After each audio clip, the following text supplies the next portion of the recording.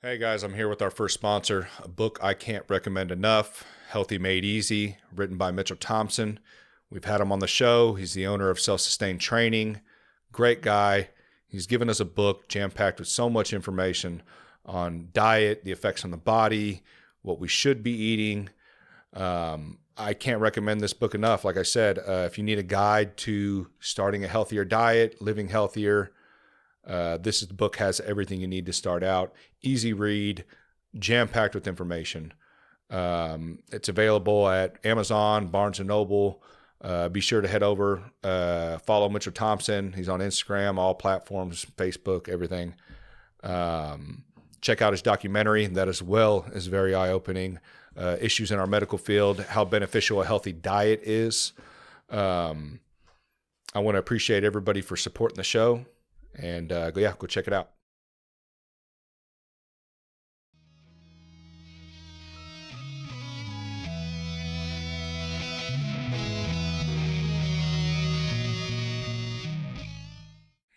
All right, Blake, you're back on, man. Yep. We're back on. We were just talking off air. Crazy how from April to now, all the shit that just went on, man. Yeah. Wild. You were listening earlier. Yeah, we just 2 assassination attempts, switching out the presidential candidate, a debate that just ruined a candidacy for a president. Mm-hmm. Raccoons getting shot. Yeah, squirrels getting raided and killed. It was a squirrel. Yeah, that's what it was. Well, there's both squirrel and a raccoon. I've been seeing the raccoon one. Yeah. I haven't looked at that one, but I've seen the squirrel one. Yeah, it was the same. There was a raccoon with him too. And then, insane. Democrats, switching over and joining Trump. It's crazy. It's crazy, dude. You couldn't write that in a movie. Yeah, the most, wild 3 months of a presidential campaign. I think we've seen a lot probably since '68. With Kennedy and Lyndon Johnson getting out late, and then you had a primary, and then Bobby Kennedy got shot. Since then, this is probably the craziest presidential cycle. You had the Democrats doing rap concerts. Yeah. Yeah, Megan Thee Stallion, and then kept teasing Beyonce. Beyonce's gonna. And then she didn't even perform, came up and spoke for 5 minutes. And then what do you think that is? I love that the libertarians, sorry, libertarians, you're my people.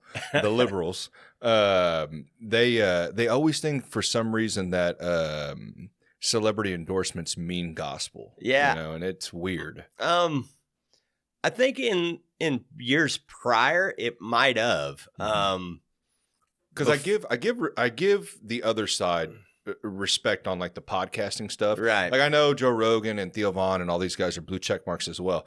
But at least they sat down with him and had a conversation. Yeah. You know what I mean? And I think, if you look at the left wing or the left wing media sphere, I think they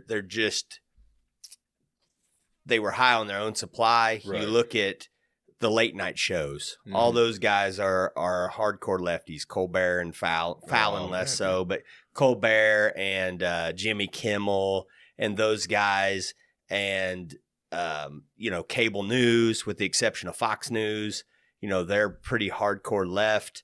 And I think that when all that stuff became popular and kind of switched over, the internet wasn't as big of a driver. People didn't get their news from the internet like they do now. They got it from your news stations. Yeah, your local news and station, I think part of it is an overreaction on the left wing part that there's more people getting their news from the internet. We need to talk louder. We need to be more we can't play it by the middle. We really got to be hardcore. And I think that's kind of driven people away from even further. And being too extreme. Yeah. And just too partisan. Johnny Carson made jokes about everybody. Jay Leno made jokes about everybody. And now you've seen it. It's, now we have this internet thing we have to compete with. And now you can get more, I wouldn't say far right, but more conservative populist views out there a little easier without the gatekeepers of media. And I think that the media was like, no, we really got to try to demonize that stuff. Yeah. And I think it's kind of backfired because and it's weird that they demonize podcasts. Comes off as fake, you know? Yeah. You know, the way they kind of went after like the tour that, you know, Vance and Trump did, and even other people like Vivek and other guys as well on some of these platforms. I never thought I would see that. I was very surprised on the kind of a tour they did. Yeah. I mean, they pretty much hit up like Sean Ryan, Joe Rogan, Theo Vaughn, Schultz. Yeah, which is even more crazy than Flagrant. Like, and I don't know why the left didn't see the same idea and how like beneficial it could have been for them. Well, maybe they thought it would probably backfire. Right. I mean, putting Kamala in front of a camera for 3 hours probably wouldn't have been the greatest of choice. But I feel like that was a good thing they seen this, because now they go, oh, we can't just have a talking head. Right. Like, we actually need somebody who knows what the fuck they're talking about. Yeah, and I think you're just able to get a little more relatable. You know, I think, you know, that really, especially when it comes to JD Vance, you know, Trump is Trump, you know, and the Rogan interview, if you've seen Trump for very long and you pay attention to politics, you didn't really learn a lot. I mean, there was some gems in there. We was talking about the whales and California that kind and of their thing. water supply and you know, stuff like you got that. some stuff like that where he kind of showed that, he knows more than than people make him out to know. He's not completely stupid. But JD Vance, like his appearances on everything he did, I thought his was good. Yeah, his Joe Rogan interview was great. The Theo Vaughn podcast showed he had a sense of humor. I haven't seen that one yet. Yeah, it's really good. And, you know, that he's a normal guy and he can carry on a conversation and be a little funny and be a little off color and be normal. And I think that really relates to the general public more than, you know, even Trump's rallies. You know, I don't think it's a show. You know, his rallies is a show. You look at his rally compared to Kamala's, and Kamala's is very set script. Got to get her taglines in, and the crowd knows when to, you know, repeat the line and make chant sure her celebrity name. appearances are there, right? And it comes off very astroturfed or very scripted and phony. And I just think that we've kind of moved past that as a society, that we want something real. We want to know that you're a person, you know? And I think that was a big thing with the Harris campaign, was that they just came off very standoffish and fake and styrofoam, or, you know, they're just plain, you know, white paper plate, just standard boilerplate political thing. And I think, just like we were talking about with the media, that's been standard protocol for so long, that, you know, Trump threw everybody a curveball. And I think they just thought, we just say he's bad and we do the normal stuff, then we'll win, you know? And I just didn't play out this way. And I think of the team that he had around him, dude, I was very surprised. I mean, the guys that he brought with him. And I mean, you know, coming from, you know, the way my thought was, you know, on politics, you know, I've gone from being very, you know, anarchist minded, you know, when I was younger, and then I've kind of switched more libertarian for the longest lately, but always kind of strayed away from politics, you know. But this year, I what I seen, because in the past I voted libertarian. I mean, it's been a while since I voted. I think the last time I voted was for Gary Johnson, which was probably in 16. Yeah, quite a bit ago. But like, I ended up going voting for Trump just because of the team. Like, I started to see him bring together the things that he was talking about. Now, granted, it's all promises, right? I mean, they're all given promises. Do I believe that he's probably going to fulfill all those promises? No, I'm not naive to think so, but I'm very hopeful, not for him necessarily being in presidency. I look at him as more as a vehicle. Right. You know what I mean? Kind of like the parties are vehicles. Yeah. But more of those people that he's bringing around him, you know what I mean? People that I think can actually help implement change. RFK being a huge one that really pushed me, you know, seeing Tulsi Gabbard come over as well. Vivek, he's not necessarily a traditional conservative. Yeah. And I think, those are the guys that are kind of on the outside of the Republican Party. But then you have some guys that were like a J.D. Vance. Yes, he was a Republican, but he wasn't necessarily on board with Trump and that kind of thing. And to see those guys kind of merge and Trump to be able to put, some of that stuff aside and say, no, come on in here. And nobody was really. I mean, if you compare 2016 to 2024, I mean, you were like, yeah, I voted for Trump. Yeah, like, right. In 2016, and now everyone's like, fuck you see that. College football players doing the Trump dance after the celebrations. Everyone's finally coming out and saying, oh, yeah, know, I did. And I have no shame for it, man. Like, and I don't think anybody should. Either side you vote for, you should be able to freely come out and say, yeah, I mean, if you want. I'm not saying you have to, but if you should be able to be like, yeah, that's what I voted for, and not be criticized and shamed. You can play around with each other, you know what I mean, like bust each other's balls, but not the shit that they were punching people and shit. They're wearing red hats. RFK was a big step to making that happen.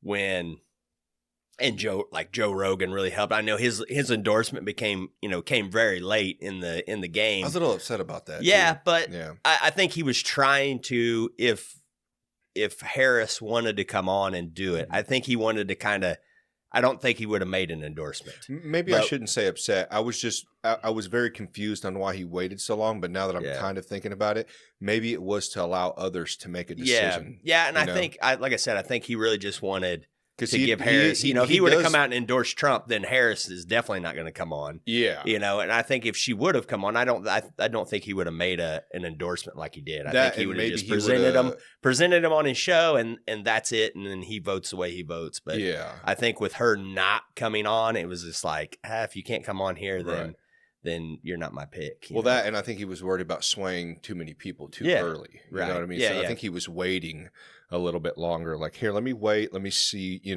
let others consume the content that, the other give the other podcasts a chance. And then I'll do mine at the very end and then we'll see how it is. And then I'll give my opinion. And that's actually, now I think it's pretty mindful because I mean he could have came out right off the bat, which you kind of seen throughout all his episodes. I think maybe it was smart business decision as well. If he would have came out a month and a half ago, well, now he's going to get the backlash, the hardcore backlash. We're waiting up to the last week or whatever. There's so much other stuff going on. It just kind of got mixed in, And really, how many people did he really sway? Yeah, I don't. You know what I mean? And I know what they're saying. I mean, fuck, what did he get? 8 million views like in 1 day or 2 days or some shit. I haven't even know what that is. 40 million or something like that now. I don't know how much Vance got, but that's insane. And I actually thought, like I said, Vance was a lot. Trump is Trump. We know we know how Trump is. Yeah, it was way more insightful. Yeah, but JD Vance was way more insightful on actual issues that were going on. The transgender stuff. I mean, all sorts of things. Religion, stuff like that. I mean, he was very open about it. And it's in those.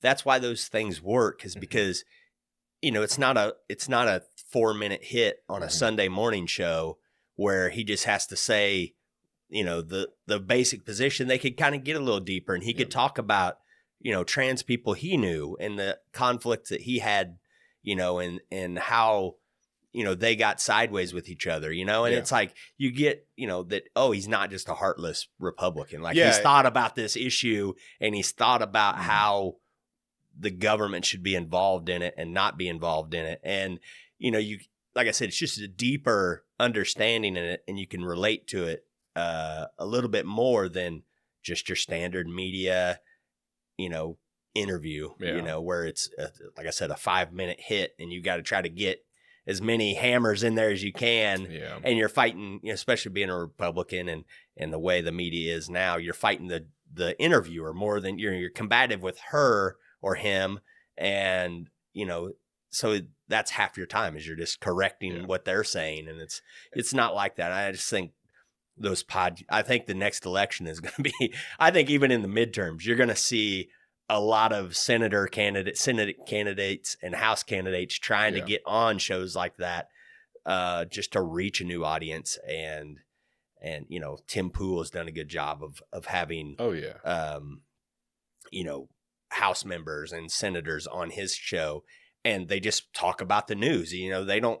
Yeah, they'll get into some of the backroom stuff, but his show is news of the day, and so when he has a representative or a senator on there, forced to talk about the news of the day, but it's a longer form conversation. I think that's at least an hour and a half. You should be able to talk. Yeah, you know what I mean? Not 5 minutes. Like I was just watching I don't know if you'd call it a documentary. It was a long news segment. It was like 55 minutes. So I'm starting to see these like MSNBC, these major platforms starting to create longer content. Yeah. But it's all chopped. Yeah, right. It's like, dude, like every time they were to say something, it was like 1.5 minutes chopped. Yeah. 1.5 minutes chopped. And it's like, I can't even, he's saying like basically CNN talking points. Right. And then they're cutting it. Yeah. But doesn't get into a deep explanation. Yeah, and you don't know what the topic. context. Yeah, you don't know what the context is, and it'd be just as bad as if a Republican came out and just said, "I don't agree with transgenders." Yeah, and then they cut it. Yeah, that looks horrible. Right? Like, well, what do you mean you don't agree? Yeah. Oh. And if you had a longer platform, he'd just be like, oh, well, I don't mind if anybody wants to be transgender as long as you're over the age of 18. Right. You know, you're not enforcing it on kids. You're not putting it in schools, stuff like that. Yeah, you can kind of get nuanced. Yeah. You know, it's ridiculous, man. And I really hope that seeing how good podcast did for, you know, certain people, not everybody. But I hope that sends a shockwave, even like you said, locally too. Right. You know what I mean? To where council members, which we're seeing now. I mean, even Kansas City, I've seen some council members and stuff like that come on local podcasts because we see now that you can connect very deeply, right? You know, with those conversations with the people. Because, like you said, oh, that's a human being, or oh, that's just a body up there, right? You know, for whatever party they're associated with. Yeah, know? it's I hope so. I hope that we get to see more local, long form stuff like that. That would be good. You know, I mean, because right now, if you talk about the local, it's radio hits. It's radio hits. Oh God, yeah. And it's local news, which is even shorter. Like it's really just clipped up. You know, you're talking about 30-second clips, if that. You're censored. Yeah, and it's I heard JD Vance say "fuck" on Joe Rogan. I think he said something crazy. But it's cool. And I know it sounds stupid. People are like, "Well, who cares if you got?" But it's just it feels more real, like we're hanging out with the boys, we're talking. Yeah, you know what I mean? Yeah, and I think like I said, it made him relatable, and it made and it just totally took all the steam out of the Democrats' attacks of him. You know, I mean, they when he first ran, they called him weird, and it's like you watch the Joe Rogan, and like, there's nothing weird about this guy. You know, he's pretty. I mean, he's got a really rough background as a child, but there's not really anything weird about him. And who's not weird, man? There is weird shit, yeah, man. Like I've seen weird shit. I've seen weird shit with Trump, you know. Right. I've seen videos of him talking about his daughter, kind of weird. I've seen weird shit with Joe Biden smelling kids. You know what I mean? I've seen all sorts of Kamala's fucking weird half the time doing her fake accents every state she goes to. But, so they're all kind of fucking weird, man. Like to label JD Vance as a weird, like like his whole character is a weird person. You know, it's just. Yeah. And then for him to go out and, like I said, do Theo Vaughn and do Joe Rogan, it just totally took all the teeth. And anybody that watched even just a little bit of either one of those, you're going, this guy's pretty normal. You know, he's smart. You know, he's very, very smart and intelligent, but he's not weird. There's nothing. He's a husband, he's a dad. Yeah, he's a husband. He's a dad. He lets his kids tell a dirty joke with a cuss word in it, you know. And I actually thought that was kind of neat that he opened up about that, because that is kind of that's like I don't know what word to use, that not intimate, but like it's his own personal life, and he opened up about that, and he could have been nervous to say, like, because it could have been taken out wrong, but it wasn't. And then even Joe Rogan, the way he kind of played back and forth with it was real, because that's a conversation you would have with like your buddy or something. When they were talking about kids, without cameras, kids cussing, that's kind of funny, you know. As long as it's one, it's one, it's like as long as they're not being disrespectful, people relate to it, Yeah, the same thing, dude. My daughter, sometimes she comes up to me, she's like, "You're number one, Dad," and flips me off. She's going to be 14, Right. and it's like it's little stuff like that others may be like, "Oh, that's horrible parenting," but I don't give a fuck. Yeah. Man, you raise your kids the way you want. Let me raise my kids. My kids are also the type of kid that will be out in public and say please and thank you every time. Yeah. You know what I mean? Yeah, and that's kind of like what JD Vance was saying, that he's allowed to say it when he tells that one joke. And, and everybody, and it's funny because he's a kid and he likes telling it because that's the one time he gets to cuss. And it's just, it's very, very relatable to normal parents. And I think you saw that in the exit polling numbers and stuff. Like, Republicans won parents. Like, the parent vote was heavy Republican. And I think it's stuff like that, along with some of the cultural issues that really pushed that. But And I tell people too, when they start talking about people being weird, you have cameras in your faces for the last 30 years. Right. They're going to find some weird shit about you, or they're going to find some shit that they can clip up and take out of context, or whatever it may be. You may have just been weird that fucking year. Right. We all have weird. I've had a weird era. You know what I mean? Like we've if you've been on this earth over so many years, you've been weird at probably some point. And weird is subjective. Weird is subjective. What I consider weird is not something other people are going to consider weird, and it's exactly, and it's, as long as it's not criminal or or morally reprehensible or, something like that.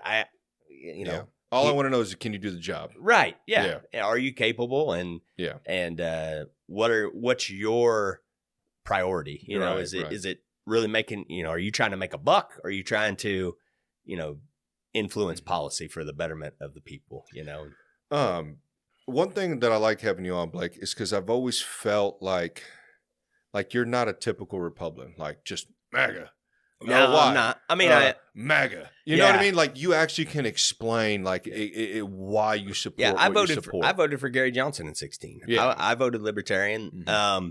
I voted for a Libertarian this time on my ticket. We talked about it last time. I voted for Democrats for some local offices. Oh, you did vote Libertarian? Not this time. Oh, okay. But Libertarian on this. I did not vote, not for president, for a lower race. I voted for Libertarian because I didn't like the Republican that was running. Right. So yeah, maybe I do come at it from a little different point. Just not typical. If I thought Trump was going to lose Missouri in 2016, I probably, or if it was going to be close, I probably would have voted for Trump. But I was pretty sure Trump's kind of got Missouri wrapped up. So I went ahead and support the Libertarian Party to try to get them, if they meet certain thresholds or whatever, they get funding. Oh, in 2024 you did? No, for 16. Oh, 16. I was about to say. Yeah, okay. But in 2020, I voted for Trump. I voted for Trump this time. Okay. But I was about to say, you threw me off for a second. No. I voted for Trump this time. But I'm talking about in 16. Right. I was pretty sure Trump was going to win. Well, I like Gary Johnson too. I thought he had and he had the stupid Aleppo moment really kind of hurt him. His vice presidential pick in 2016 wasn't the best, Bill Weld. And the Libertarians do that all the time. Same when Spike Cohen ran with George Jorgensen as president. I mean, I think they were really trying. In 2016, I understand why they ran Weld, because they thought he could peel off some of the anti-Trump people, being a little more, beltway, a little more insider type, that maybe they could peel off some of the non-Trump, anti-Trump people, the never Trump people, to maybe help boost the Libertarian ticket, but it didn't work, and it really kind of soured some of the Libertarians, by him doing that. And that now you look at Bill Weld, and he's like total opposite, and he's just kind of goes where the wind blows. And are you sure that was 2016? I feel like that was 2012 because I thought Spike and Jorgensen ran 2016. No, that was 2020. Jorgensen was 2020. Okay. Yeah. Okay, I'm pretty sure. No, that sounds right. Yeah, that sounds right. Okay. Yeah, because I didn't vote for Jorgensen, so yeah, I didn't either on that. I didn't even vote. I didn't vote that year. Yeah. Yeah, because I was going to say, because I was pretty upset because I'm a big Spike Cohen fan. I really wish he would vote or run for president. I don't know why he doesn't. I don't know why he hasn't made it on any major platforms either. It's kind of weird.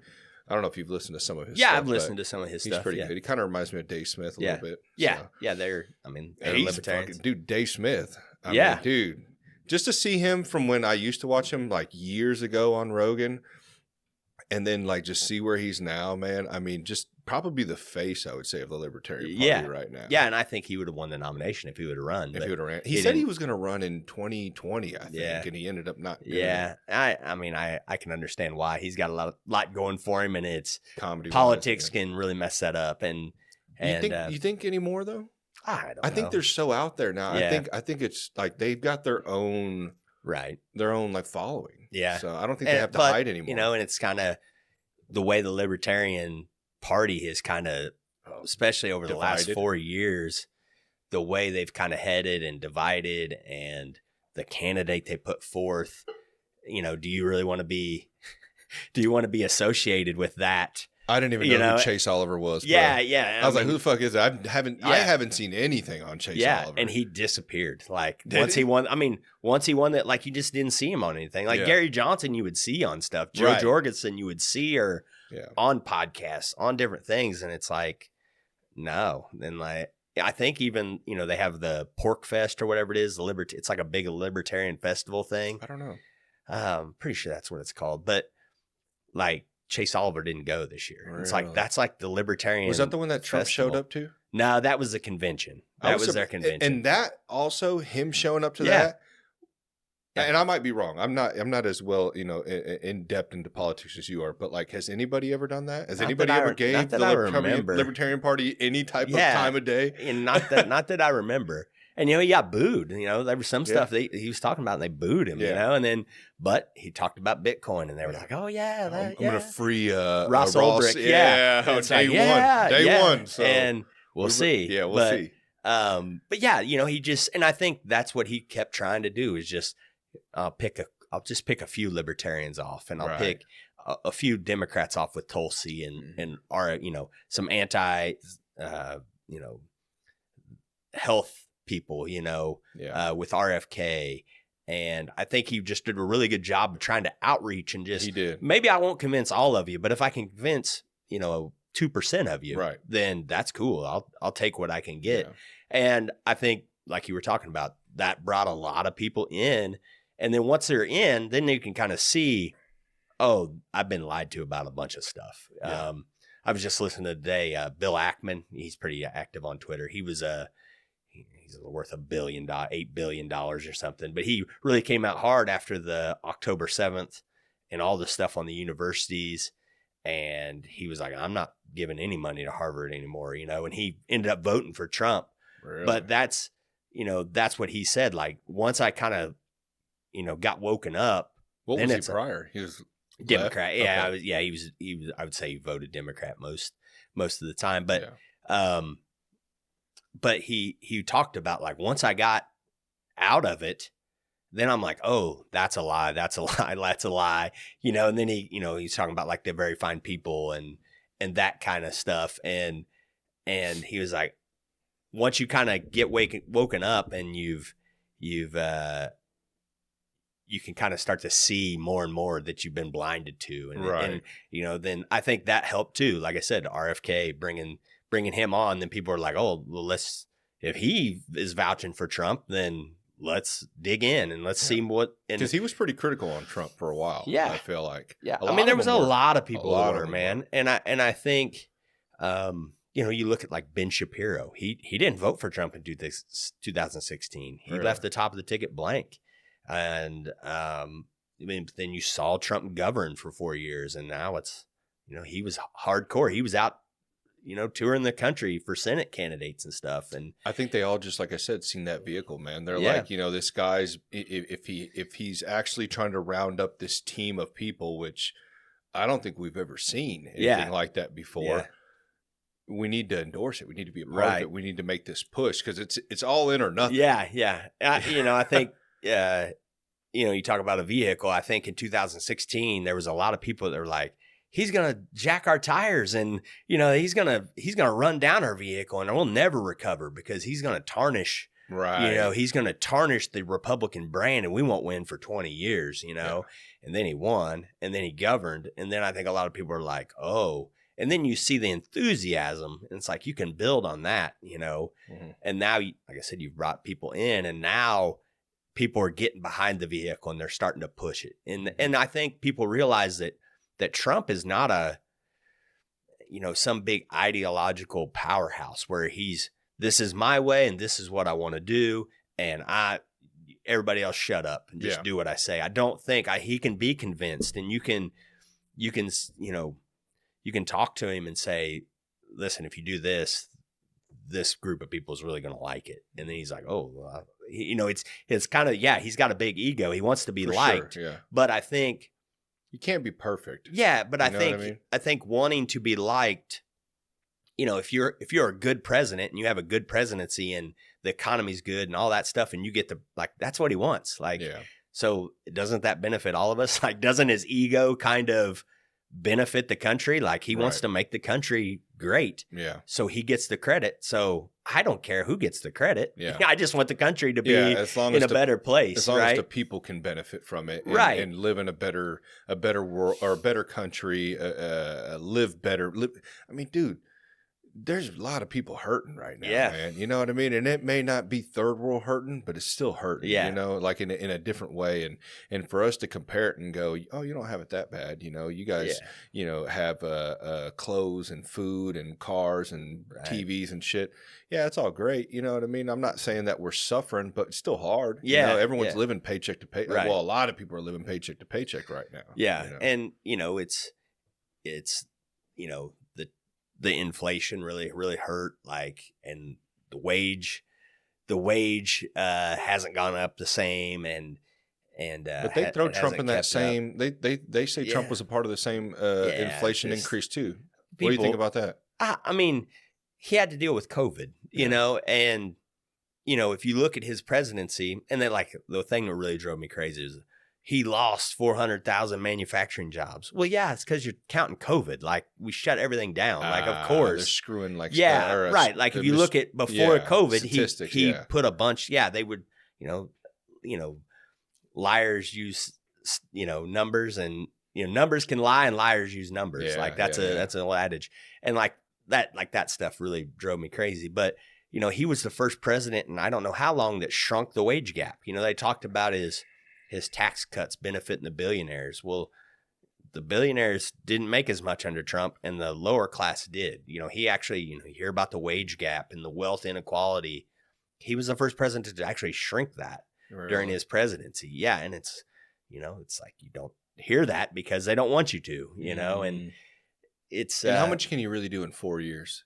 That's another thing. I was talking to a buddy of mine. Well, especially when your own, DOJ is trying to, investigating you at every turn and subpoenaing your family. And, he had a lot of stuff thrown in his way. And how many federal dollars are wasted on that? It's crazy. Tons. Oh, millions and billions probably. Yeah. And so 4 years. And, and like I said, a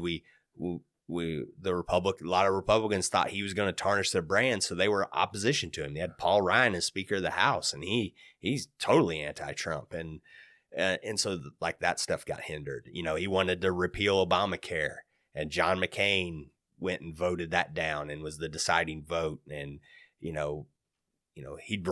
campaigned on overturning Obamacare, and then when he finally got a chance to vote on it, he went up and smugly gave a thumbs down. And, now he's revered by the left, as some great savior, even though after they called him a racist and everything when he ran for president, it's who, McCain? Yeah. The biggest warmonger. Yeah, right. Yeah. And, but then once Trump started talking smack on him, then, then he must be not that bad because Trump doesn't like him, and like I said, then he, I would say a lot of it is because Trump talked bad about him, and that's why he voted down, and he can give his reasons or whatever, but it's, so I think there was a lot of that really hindered Trump. And he still got, like I said, the tax cuts, passed. And then you look at his foreign policy, that's the best part about his presidency, I think, is his, cooling down of the wars and trying to get out of places we didn't need to be. And, this is the first president, since Clinton that Putin didn't try to, take some land from Ukraine or Georgia or where, and, so he kind of, kept them at bay during his presidency, and then the Abraham Accords, and he really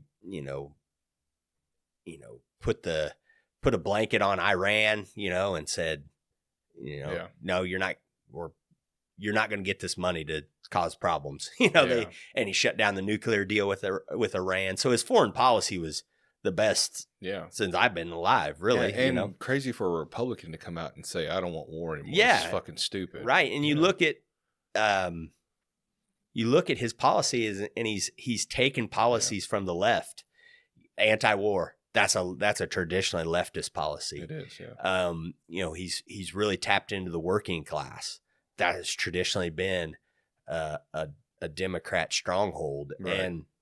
and so now it's like, oh, well, I'll take the anti-war people, and I'll take the working class, and then the Democrats are kind of left with like, oh, we need to make that difference up. Who do we get? Like, Liz Cheney. Oh yeah, that'll be great. And it's like, that's like Dave Smith. He's like, these people deserve to lose. Once she started bringing her, and it's like, it really left him in a bind. But it's like I said, I think they were kind of high on their own supply. They just thought that the union sway would be enough to keep those people in the loop, and that you could say that he's going to be a dictator and an authoritarian, and that would scare the anti-war people enough that they'd stick around, and it just didn't prove true for him. Yeah, and in those 4 years, too, you can also point out some of the things that he didn't do right. But you have to remember, too, and I'm not giving him any permission or any, I'm not holding him accountable at all for some of the things that I don't believe he didn't do right. But you got to remember, he has a team around him. Right. So he's not going to make all the decision. He has to entrust in his team. Yeah. And when you're fighting both parties at the same time while you're president, it's probably not going to go well. And, he even admitted he didn't think he was going to win in 2016. So it's like, oh, shit, now I got to staff all these people. Yeah.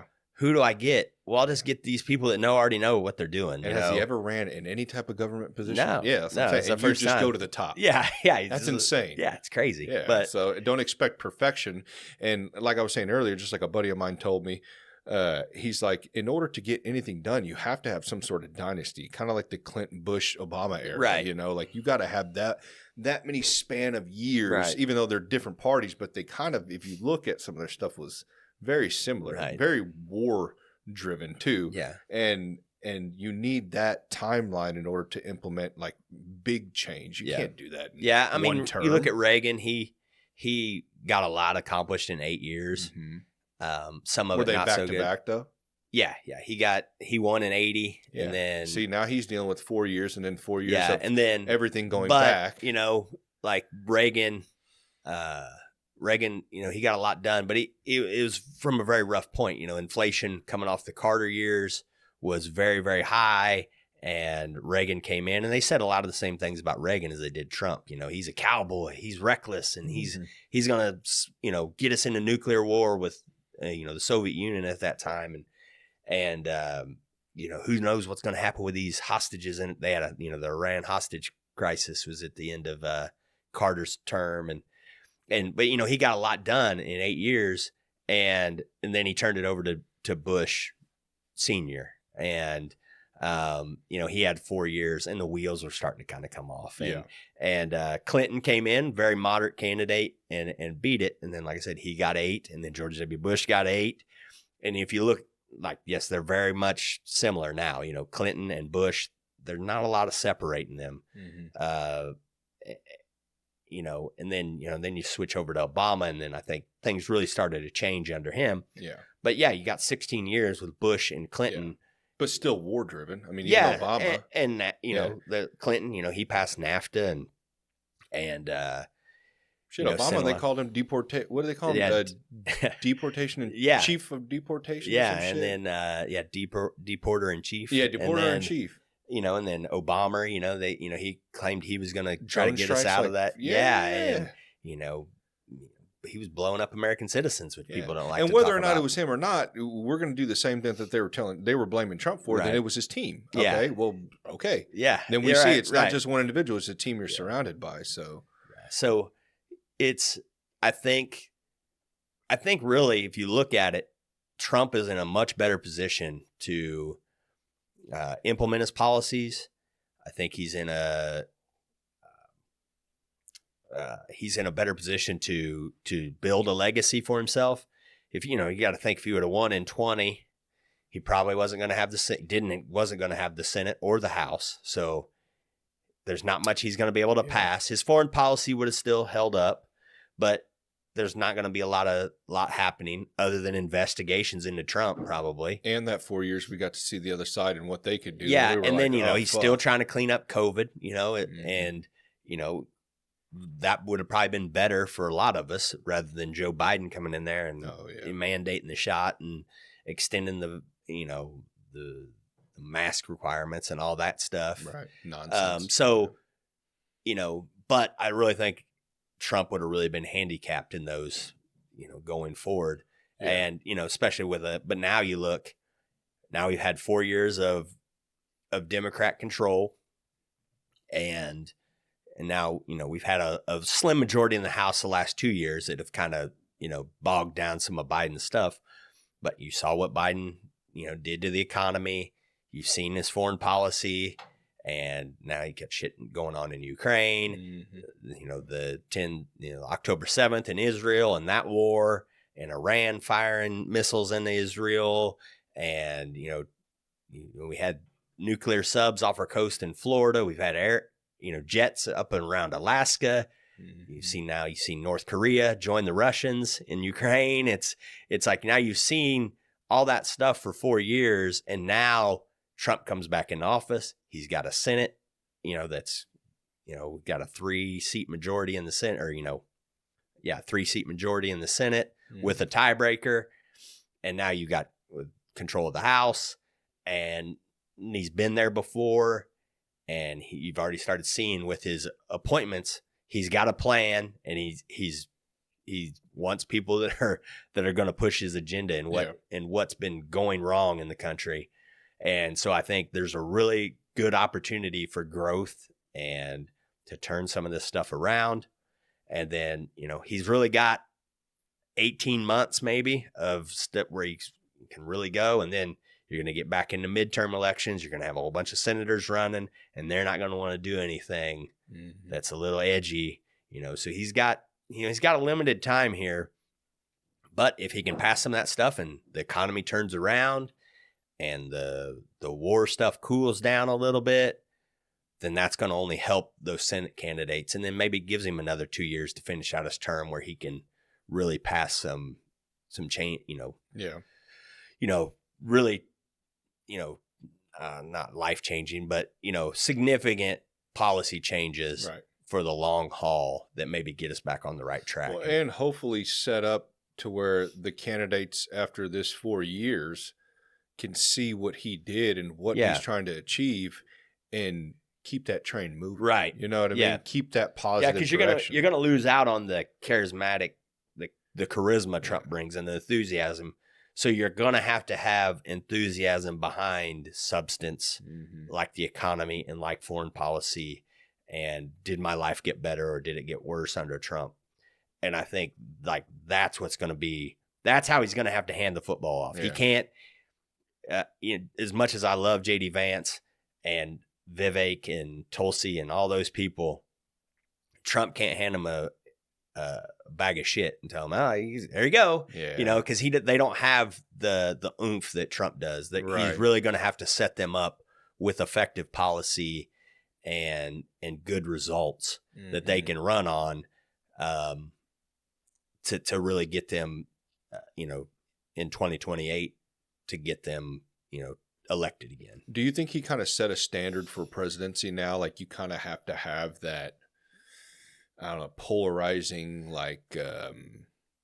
character? No, I don't. I mean, I don't think. Do you think from here on out, like the left and the right, they're going to? I don't think that was ever his. Like that? I don't think that was ever his mission. I think it was by necessity because he got attacked so much. Right. I mean, and we talked about that kind of in the last podcast.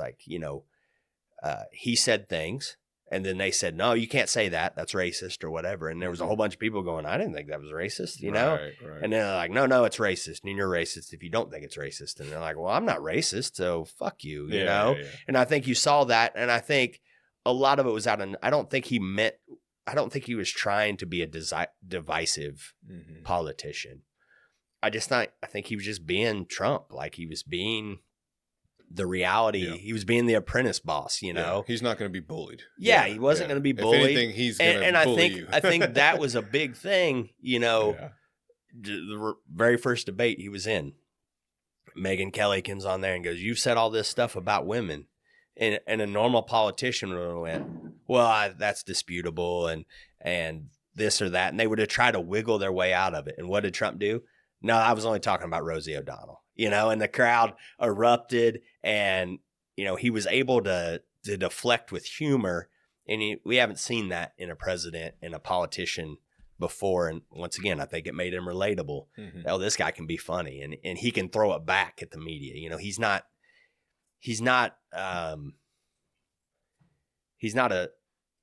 submissive to them. You know, he doesn't let them run the show. Yeah. If they say something to him that he doesn't like, he'll throw it back at him. And which I like. Yeah, and I think that part might stick around. And I think you've seen it, you know, say what you want about Trump, but I think he really gave Republicans a backbone. You know, you see it now on the Sunday morning shows and the radio interviews when they come at him with something that they don't like, they don't just accept the premise of the question. Right. You know, they battle back and they say, "No, that's not right. This is what it is. And now if we're going to operate under that, I'll answer that question. But you can't just, you know, say that shit and expect me to just go along with it." Yeah. You know, I think bow down with I my think tail that between might my legs. be a very a offshoot of Trump is combative with the media when they're being unfair rather than just accepting the unfairness. And I think that's a positive. I think it's a positive for Democrats too. And I think hopefully it'll be a positive for journalism where they'll do the same thing to the Democrats. Like I think not be unfair, but be I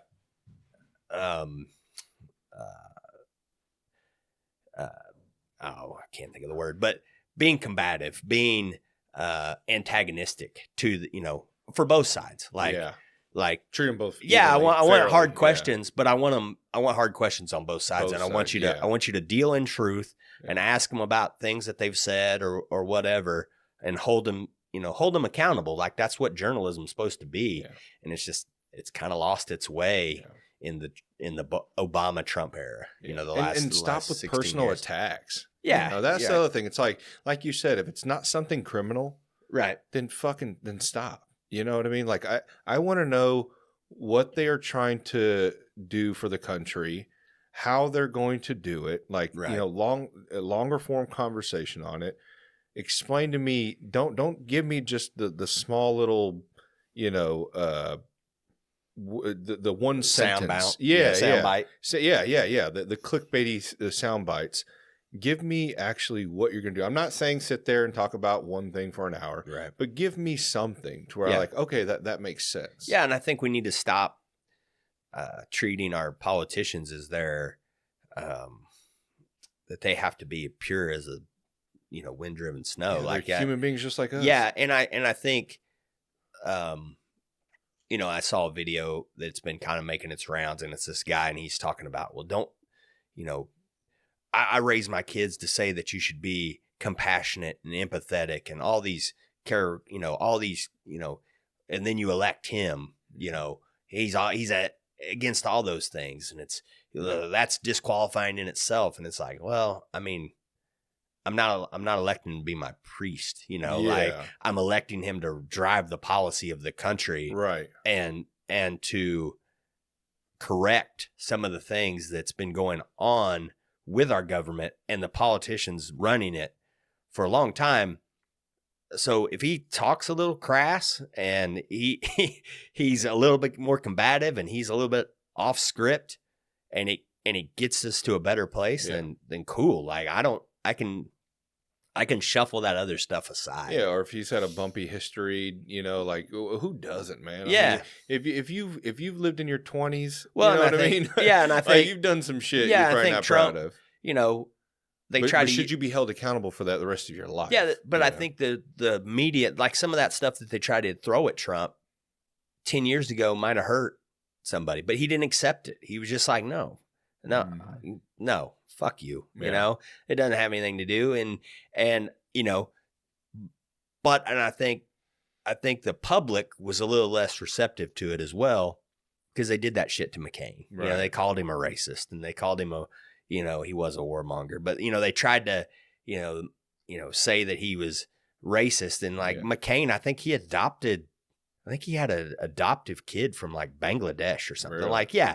And then still call that guy a racist. But the media was in control. There was no internet in 2008. So it wasn't like people were going, yeah, he's a real racist. Look at this kid he adopted, And then Mitt Romney, they tried to, Joe Biden said that Mitt Romney was going to put you all back in chains, to a black audience. And it's like, Mitt Romney's like the most milquetoast dude ever. And, they tried to say that he had binders full of women, that he, and then they say he didn't pay his taxes, which they tried to use that against Trump too. They did it to Rogan. Rogan's got an older daughter who's black. There's a clip of Harry Reid, who was a Senate Majority Leader before Chuck Schumer, and he was the one really pushing the Mitt Romney didn't pay his taxes thing. And then, of course, it came out that Mitt Romney had paid all his taxes and there was nothing wrong. And they asked Harry Reid about it, and Harry Reid says, "He didn't win, did he?"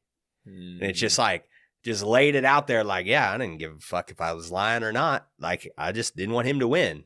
And it's like, so I think those kind of things, where people have learned that, they lied about Mitt Romney. They lied about John McCain. They've lied. And so then when Trump comes on the board and they're like, oh, he's a racist, it's just like, whatever, dude. Racist like, yeah, you said that shit about everybody, and I think it just lost its teeth. And in a way, it's bad because when a real racist or, and there are those out there, and it's like when they show up, it's the boy who cried wolf. You said all this shit about people, and then it's like, now they're one it. Now you've already called us Hitler. Yeah. You already called Trump Hitler. Like, what do you call that guy who's actually they're watering down the word. Yeah, right. Yeah. They've watered it down, and that could have negative consequences in the future, and I hope not, but yeah, I mean, calling somebody Hitler, are you fucking crazy? Yeah. And they were trying to take some of his words that he was saying and say, that was said by Hitler. It's like, dude, you guys are trying. He had a rally at Madison Square Garden. It was just like the one they had in 1938. It's like,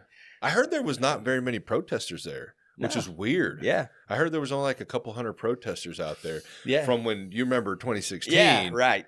I mean, it was fucking crazy. Yeah. All the fighting and and it wasn't just by Trump. It was like anybody, like anybody in that circle. There was protesters. It got out of control during that time, man. Yeah. I mean, you remember all the fights and stuff like that. Like, there'd be somebody wearing a MAGA hat, and the waitress would throw a drink on them or whatever, and it's. Or Antifa would be coming in and they'd be fighting with each other. Right. And like I said, that just shows the credibility of the media. Right. Just is evaporated. And you're already seeing that CNN, there's reports that they're going to cut a whole bunch of people. MSNBC might get sold if they can find somebody to buy it. They just need to bury that shit. That's what they need to do, yeah. Man. I really do. I hope all that shit dies out. Like, I mean, I think they're going to either have, but I think we have another 20 years probably. There's still a lot of like older people that watch that shit, and like you said, you like see that you see that represented in the voting and the exit polling. Yeah. That seniors went more for Harris, and I think that's probably the main reason is they're still watching the nightly news and they're still watching The View. They're home during the day, they're watching The View and so I think that they still are influenced by that. And you've seen people on the internet, older people, they have a hard time discerning what's real and what's fake and what's, and so they can get duped a little more than the newer generation. Thank God for Gen X. Yeah. Gen X went heavy. They were the ones that really went heavy for Trump. Yeah. And that's a positive going forward, I think. You see a lot of young people right now too. Like, look at that guy that shows up to, like, even women. Like, I just was reading today that Trump swung women under 30 by like 11 points or something compared to 2020. Mm-hmm. Like, so yes, the younger males we thought were going to come over and adopt more of a MAGA. I think 50-something% of women voted for Trump. I It thought might there have was a been statistic that came out that said maybe that. white women. White women, yeah, White that's women, what it was. maybe. Yeah, because that Chris Williamson guy, the one that has Williamson, I think it is. He has that pretty cool podcast. He just interviewed the fucking Lincoln commercial guy. What's his name? Matthew McConaughey. Oh yeah, Yeah, that guy. He interviewed him. He's bald, has a beard. Yeah, You haven't seen him? I guess not. He's got a good podcast, but he sometimes throws out on his Instagram just random statistics. Right. And it's kind of cool to see sometimes, you know. Yeah. Like I said, the exit polling is really interesting. You know, you saw that within the swing states, the biggest issue that swayed people was the transgender girls playing, or, you know, boys playing girls sports thing. Like that was the biggest swing issue for I don't them. even know how that's a debate. And yeah, I don't either. I mean, that's just common sense. And you want to talk about going forward, the most devastating ad this cycle was the Trump Kamala Harris, her own words, you know, her talking about that she wants to pay for illegal immigrants and prisoners sex changes with taxpayer dollars. Yeah, it's her actually saying this is what the commercial is. And they set it up, they show the clip of her, and then they say Kamala Harris supports they, them. Donald Trump supports you. And it was devastating. Yeah, they played it on football games and college football games. And it was like everybody's talking like that's the most devastating ad. And then I think they kind of did a spinoff that had Charlemagne the God. And it's him learning that she said that in the past. And he's like, what? What the fuck? And then it's like, so they play him reacting to it as a kind of a follow-up to it. And like, that's the most devastating issue. And if you look at the Democrats going forward, how do you walk away from, like, the clips are out there of you all saying this stuff? And so it's just much like Harris. She got herself in a bind and she was like, I want to ban fracking. Oh, nope, I'm totally for fracking. You know, and it's like, oh yeah, the switch up is crazy. All these issues. And I think a lot of Democrat candidates, they're on tape saying this shit. Their voting records out there. And that hammer is going to be used against them. And they've tied themselves in knots. And even their arguments for the trans stuff, like, how do you unwind that? Like, you've said that this is a human rights issue. And like, how do you walk away from that? If you really, you know what I mean? Like, if you really believe that it's a anti-human right, it's a human right violation to not let, you know, kids change their sex or whatever. Like, how do you now unwind yourself from that position? Yeah. You know, it's like, oh, no, now I don't think it's a human right. Yeah. Well, it's like, human rights are kind of, they're not negotiable, you know, I mean, there's not a lot of gray area. It's either a right or it's not, you know, and they've really tied themselves in a tight knot, I think. And I think you're going to have to really see, there's a couple of guys out there in the Democrat Party that I think have walked the line very, very carefully. They came in the office at the right time where that stuff was already starting to get heated. And so they kind of, no, I'm not going to commit to anything. I'm going to see where all this plays out and lands. But they're very slim. You know, Gavin Newsom, I think all that shit's going to be used against him. And when he runs, Gretchen Whitmer, same thing. Did you see California? And they had that map of red versus blue. Yeah. It's insane, man. Yeah. It's crazy. Or the entire United States. Yeah. I mean, that's coastal. That's always the United States is always red, and you can tell where the cities are because it's blue. Yeah. I know, man. I'm going to try to get a shirt made, and it's the red United States, all the places that went for Trump. And it says Happy Holidays, America. And then underneath of it, it says Merry Christmas, America. And then it shows the blue areas underneath in the United States, and it says, and happy holidays. You know, it's like, because, you know, they were anti-Christmas and anti-saying that. I know. And I've kind of battled back and forth with that in schools because they sent a thing home during Halloween. They were like, hey, make sure you don't send your kids in costumes, which kind of sucks. Yeah. You know what I mean? Because when I was a kid growing up, I think it started to happen around when I was getting older, when they were starting to do happy holidays. And our kids got to dress up on Halloween, but they don't call it Halloween. They call it fall party. It's not a Halloween party. It's a fall party, but we're all going to dress up and, you know, we're going to get candy and all the same thing. Yeah, it's just we know what it is. Yeah, right. Yeah.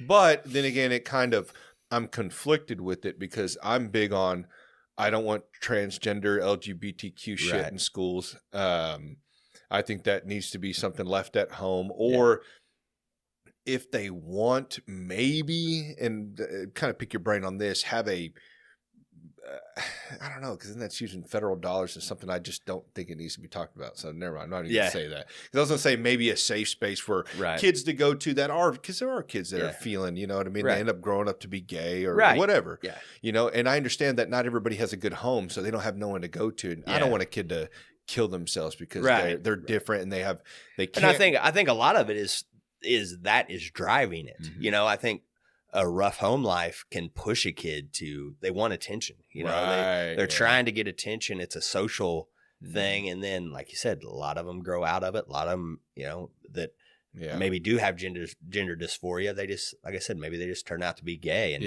and then, you know, that's why I think the surgery part is just totally like, no, wait till they're an adult. Wait till they have the age of consent. Yeah. And if they do it, then it's their own regret, right? Rather than, oh shit, we turned this kid at 12. We put him on puberty blockers, and it's like everybody feels weird during puberty, right? Like, you know, or even as a kid, I used to play with Barbie dolls when I was a kid. Yeah, you know? I mean, what if my mom would have stuck me on hormone blockers? Yeah, and it's at 5, right? And it's just not.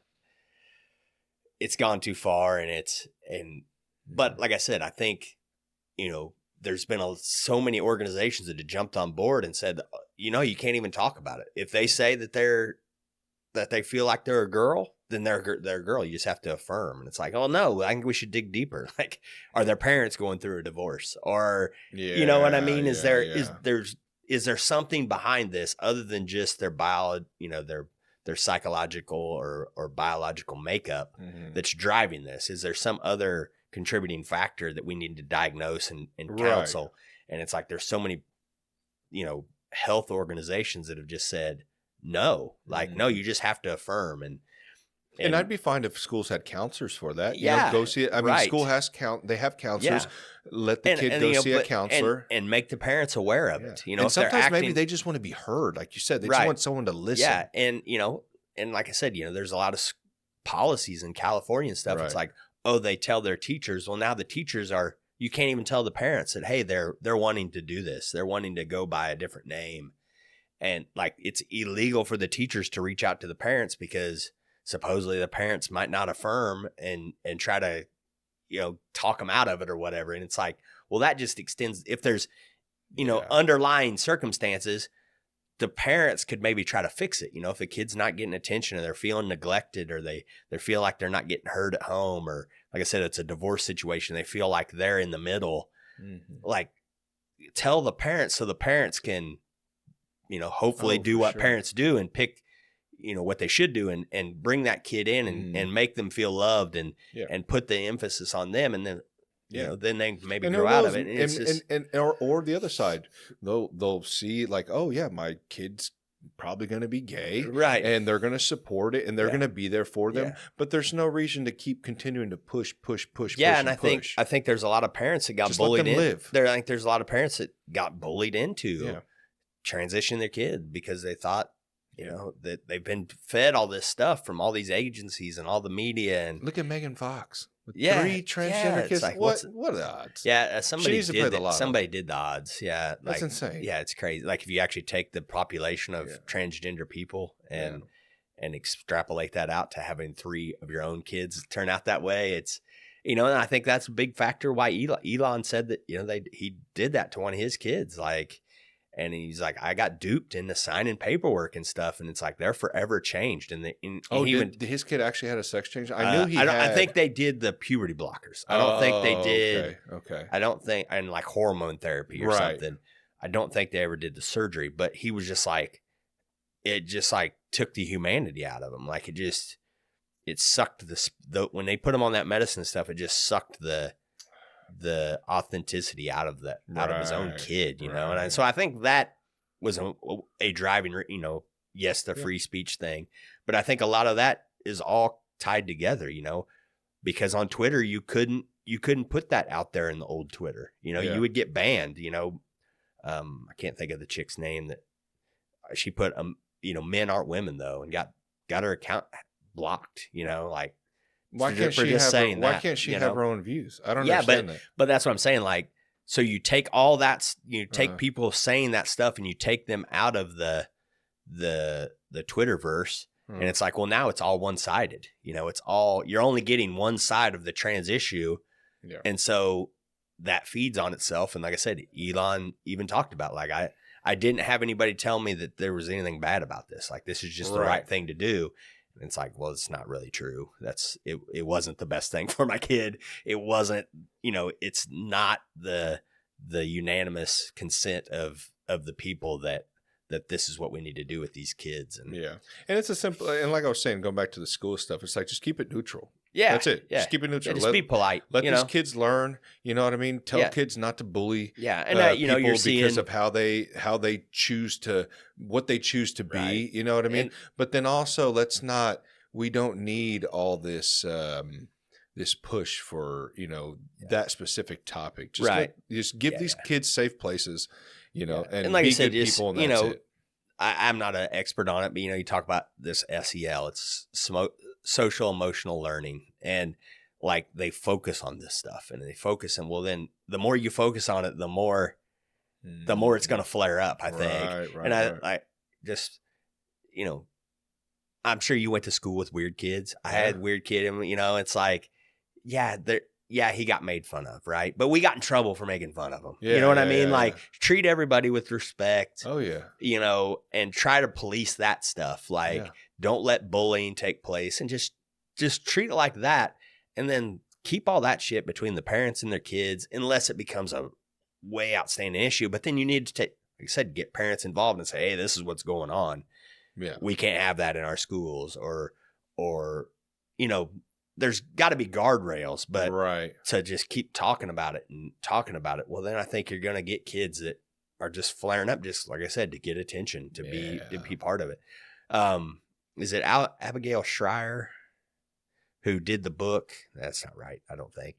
But she talked about that, like, you see the transgender thing in like groups of 3, like especially with girls. Okay. It's like one girl says it, and then 3 of her friends say it. And it's like, so there's that part of it too. And, and that's when, like I said, we keep emphasizing that, oh, it's totally okay. And you'll be different and you'll be unique, and we have to accept it. And it's like, okay, well, I want to be unique. So I'm going to jump on that train. And, dude, I've personally heard stories from people that said their kids literally, like, especially in elementary school, it's a confusing time, and then getting into kind of middle school, you start to kind of, realize things, but elementary especially, these kids, and I've seen that same thing where they said, like, a group of girls or a group of boys or whatever, and they start saying, well, I feel gay. And then the other one's like, well, maybe I am too. It becomes more of like they're bonding in a way of this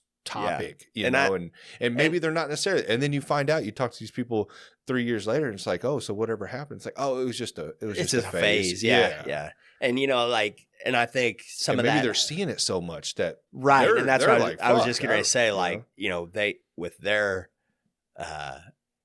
access to the internet. Oh yeah, phones and shit. Yeah, and it's like who knows what they're looking at. I try to monitor my kids as much as I can, but it's like, still, I'm sure there's stuff that he's being exposed to that I don't necessarily when we were kids, agree with. We weren't supposed to be watching shit too, and we were hitting that recall button quick. Yeah, right.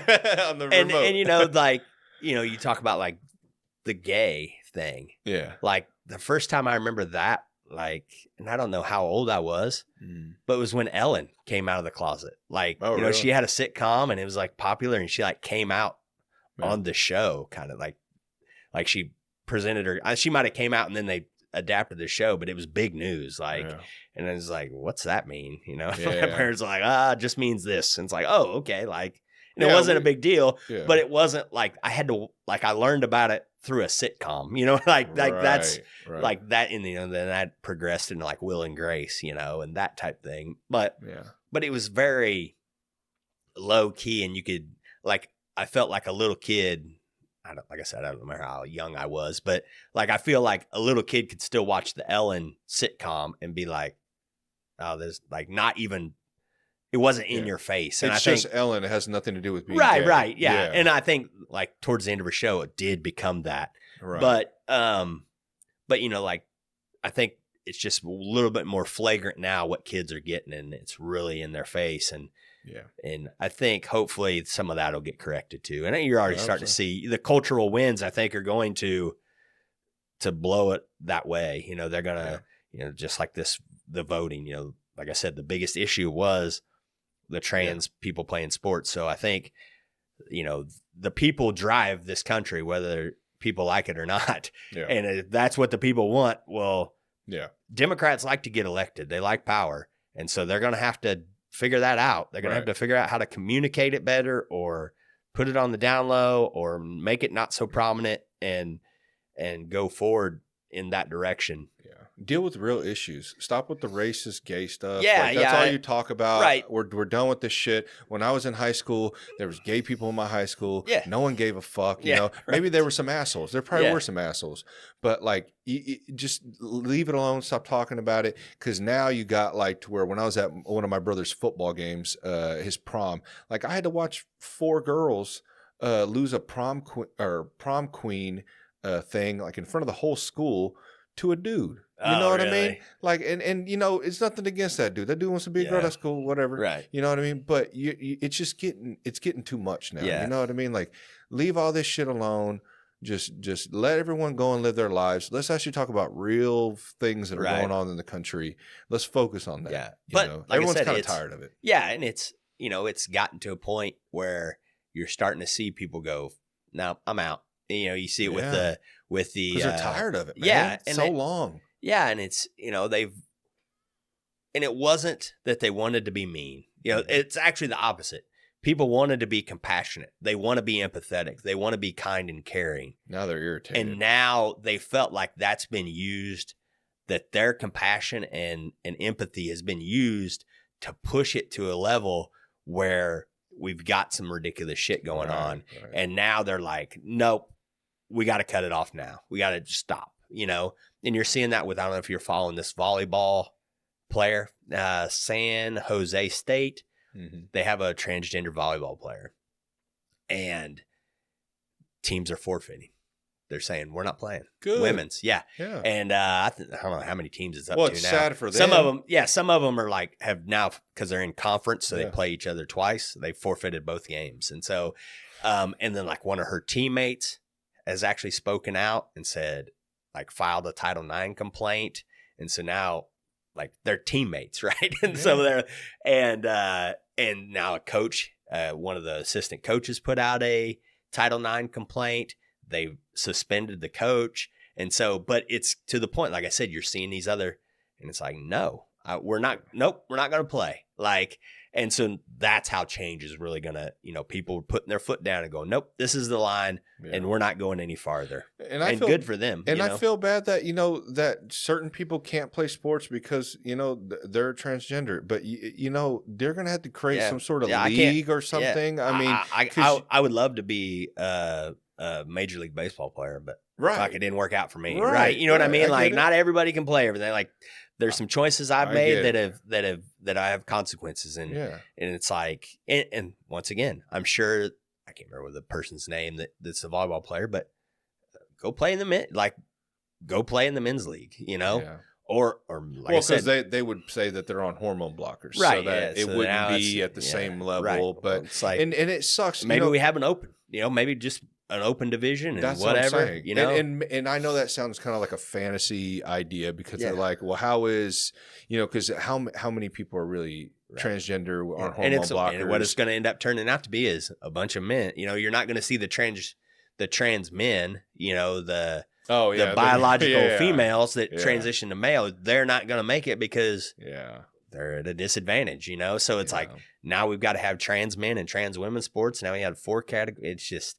No, like, and like I said, it's just like we have to put our foot down at some point. And because you're ruining people's lives. I'm sorry, right? And these girls want to play, and now they've only got what? Would you say it was college? College. They got 4 years. Yeah, and you're taking that away from them. And you're taking a scholarship from somebody else, and you're getting people fired. Right, and it's just, And like I said, in the safety aspect, you don't think of volleyball as a dangerous sport. A dude hits but that when ball hard enough in somebody's and face. you can't react. And there's actually, I think it was a high school girl. She has got hit in the face and broke her nose, and she has partial paralysis on her face, and there's and combat sports is just insane. Yeah. Wrestling, luckily, and shit the like combat that. sports kind of nipped that, Did MMA they? and stuff like it. Well, what Fox, about wrestling though? I've seen the wrestling. Yeah, thing but be most issues. I think a lot of that, which there has been some, and it's been kind of wonky. It's or the boxing stuff in the Olympics and stuff. Right? Yeah. But that one was kind of mixed up too. Yeah, wasn't yeah. it? It was a defect. It wasn't somebody trying to. It was a defect that she was probably born that way, right? Yeah, and they just come out with a report that she has, he whatever, has internal testes and a deformed genitalia, and so more than likely when she was born, they just said, "Oh, that's a girl," not realizing that it was and then and she's from Algeria. That's not really. You can't really, transgender thing is not a thing. And so she was raised as a girl. You're a girl, you can't, so even if fault. they, it's very, very complicated, but still when it gets to the Olympic level, somebody should put their foot down and go, I'm sorry. I know we can try to keep it confidential or whatever, but you really can't compete. And it's no, they just said, oh no, it says it on her passport. She gets to compete. And now, it's, and that sucks for her. But and like I said, that's a totally different case. Yeah. Very rare. Yeah. Very rare, genetic defect, whatever. And, but if we hadn't had all this other shit, we could deal with that case. Right. We could figure out what the right course is. But because people were so inflamed about all the other cases that aren't that, it really took away from the actual problem of that case of the Olympic boxer. But yeah, I mean, the safety issue is just, there's a video of a field hockey player, and that's a hard, they play that ball that they play field hockey with. It's hard. And this transgender girl cracks it and hits this girl in the mouth. And I'm sure that shit happens in normal field hockey, but would it have, and you see her teammates run over there and it's I'm sure it knocked all her teeth out or something, just blood everywhere or whatever, and so you see that and it's it's safety, people are going, that's safety issue, So really just chalk it up to leave it out of the schools, let people decide when they hit the age of 18. That's the legal age. Yep. Yep. After 18, I don't give a fuck what you do. You can chop your dick off. I don't fucking care, Yeah, don't make me pay for it. I wouldn't suggest it. I think at 18, you're still pretty fucking young to make a life-altering decision, because I remember when I was 18, you can get a tattoo. You can get a tattoo. Yeah. I'm covering up tattoos right now from 18. Yeah. You know what I mean? You don't make all the greatest decisions, but it's by law, so we got to draw a line somewhere. Right. That's the line, it. You know? Have you looked into this Project 2025 stuff? A little bit. Yeah. Because I know that's the big topic right now. Yeah, it's going to change everything. It just got overblown. There's going to be Trump Bibles in every school. They're going to push Christianity. They're going to not have transgenders aren't going to have rights, and they're taking away affirmative action and all this stuff. Yeah, so. it's something that's been they do these every election. The Democrats do them. The Republicans do them. They're think tanks. They put out their pieces. They put out their essays. They put out their dream.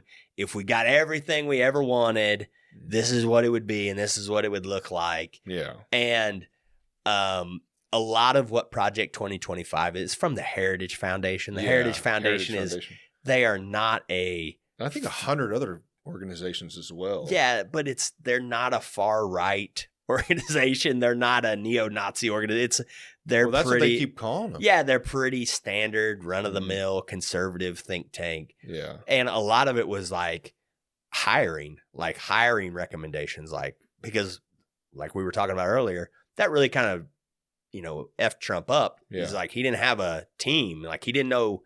And it's a lot of it is we would like to see these people appointed to these positions so they can do these things. Yeah. And I think, the title of it, if it had been named, I don't know, conservative plan for, if it would have had, but they named it Project 2025, and sound nefarious and it sound malicious and top secret behind backroom deal. And this is our secret plan. I think the name like Project MK Ultra. I think the name kind of lent itself to be used as this is this is the real secret plan, when really it's just a hypothetical blueprint. If we could get everything we wanted, this is what it would be. And I got like a badass cramp right now. Yeah. But it's look, I have it up right now. It says the book offers a menu of policy suggestions to meet our country's deepest challenges and put America back on track,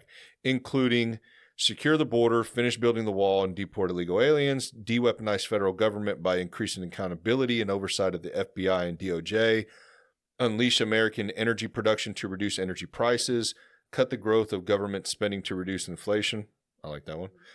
Make federal bureaucrats more accountable to the democratically elected president and Congress, improve education by moving control and funding of education from the D.C. bureaucrats directly to the parents and states and local governments. Horrible. This is horrible. I can't believe it. I can't believe ban biological males from competing in women's sports. Yeah. So I like how they don't have banned women from playing in men's sports. Because it doesn't happen. Yeah. But yeah, it just got overblown. And I had so my wife has a couple friends who are like, this stuff is just, they hear bits and pieces, right? And then but they know that I'm active, and that was one of the main things when they switched Biden out, maybe. They went on a trip, and I get text message, what's this Project 2025? And it's like, I have to explain it. Yeah. Google. Right. Yeah. You're Google. Yeah. I'm political Google. Yeah. And it's like, I kind of give the rundown of what it is. And it's just a lot of boring political mumbo jumbo and essays. And then so I explain all that, and they write back. So women aren't going to lose all their rights. Oh, it's like, no, you're going to be fine. Like, I know. And then, Trump came out which was good on Trump. I don't know anything about it. Don't care about it. I disavow it, whatever. Like, and then that really kind of took a lot of, he says he doesn't even know what it is. Like, why do you keep talking about it? Yeah. And it was a catch. Like I said, it was a tagline. They thought it probably focus grouped really well or whatever, but they kept hammering it. Project 2025, and is going to do this, and Project 2020. And the right has been very good about memeing that stuff. And 2025 is, they're going to take away flaming hot Cheetos. And it's like, what? They did that kind of stuff, and to meme it and mock it. Yeah. And Trump allowed him to do that because he just came out and said, I don't know anything about it. He actually said that he didn't like some of the shit in it. Yeah. He talked about that, but then he also said that he does like some of the stuff. I mean, you're not going to like everything. No. It's a laundry list of stuff. It's 700 pages. Yeah. Like, I guarantee Trump didn't read all of it. I guarantee he didn't read all of it. I haven't even read it. Not me neither. And it's like a couple of pages. Right. So. And it's just, like I said, I think the biggest thing that drove the hysteria about Project 2025 was that it was named Project 2025, and it sounded, they can make it sound evil and dark and dastardly. The next conspiracy almost sounds like it's kind of wild, but it's pretty transparent though. I give them that. Yeah. I'd rather it be transparent with 700 pages, I think Trump did a really good job this time. And once again, using the internet, he puts out these little 3-minute videos of policy plans, and it's not recent ones. Yeah, he's done it, but he did them earlier too. Oh, did he? Because I've only been seeing the recent ones that he's been putting now out. that he's won. Yeah. And they're good too. Yeah, I thought but he did some of those back in when Joe Biden was still in the race. He was doing those little policy videos. And once again, using video and using Twitter and using YouTube to push that stuff out. It's a 2-minute or 5-minute video where it's just him. It's just him talking about what this policy prescription is and what he wants to do, and you're hearing it from the horse's mouth, and you either like it or you don't, or you want to learn more about it, and then you go search it out. But like a party platform is just that's old school, and the GOP had one, but when they did the switch up, Harris didn't even have. Like for a long time, she didn't even have a platform on her website. And then it's like, then she finally put one up there, and it was kind of like copy and pasted from Biden's. And it's like, it's that stuff. The videos that Trump did are way more effective, I think, than the party platform that you have to search at and seek. And has she came out and said anything since the loss? I don't think so. She came. She showed up at the. She did her concession speech, of course, but then they just had a White House event, and it's pretty frosty between her and the Bidens, and I've heard that. Yeah, there's some feuding going on. Yeah, there's some dynamics especially in the Democrat Party that are going to be worked out, but there's all kinds of stuff going on, and I think I hate to say it, but I almost feel sorry for her because she got put in a tricky spot, and I think maybe she was used a little bit, and I think now that she lost, she's carrying all the blame and all the brunt, and I think some of it's not her fault. Yeah. Nobody thought she was going to run. The tell-all book is going to be crazy about all the behind the scenes, about what those dynamics were. Yeah, how long until that comes out? 5 years maybe? I don't know. It's a little bit shorter timeline than it used to be. Yeah.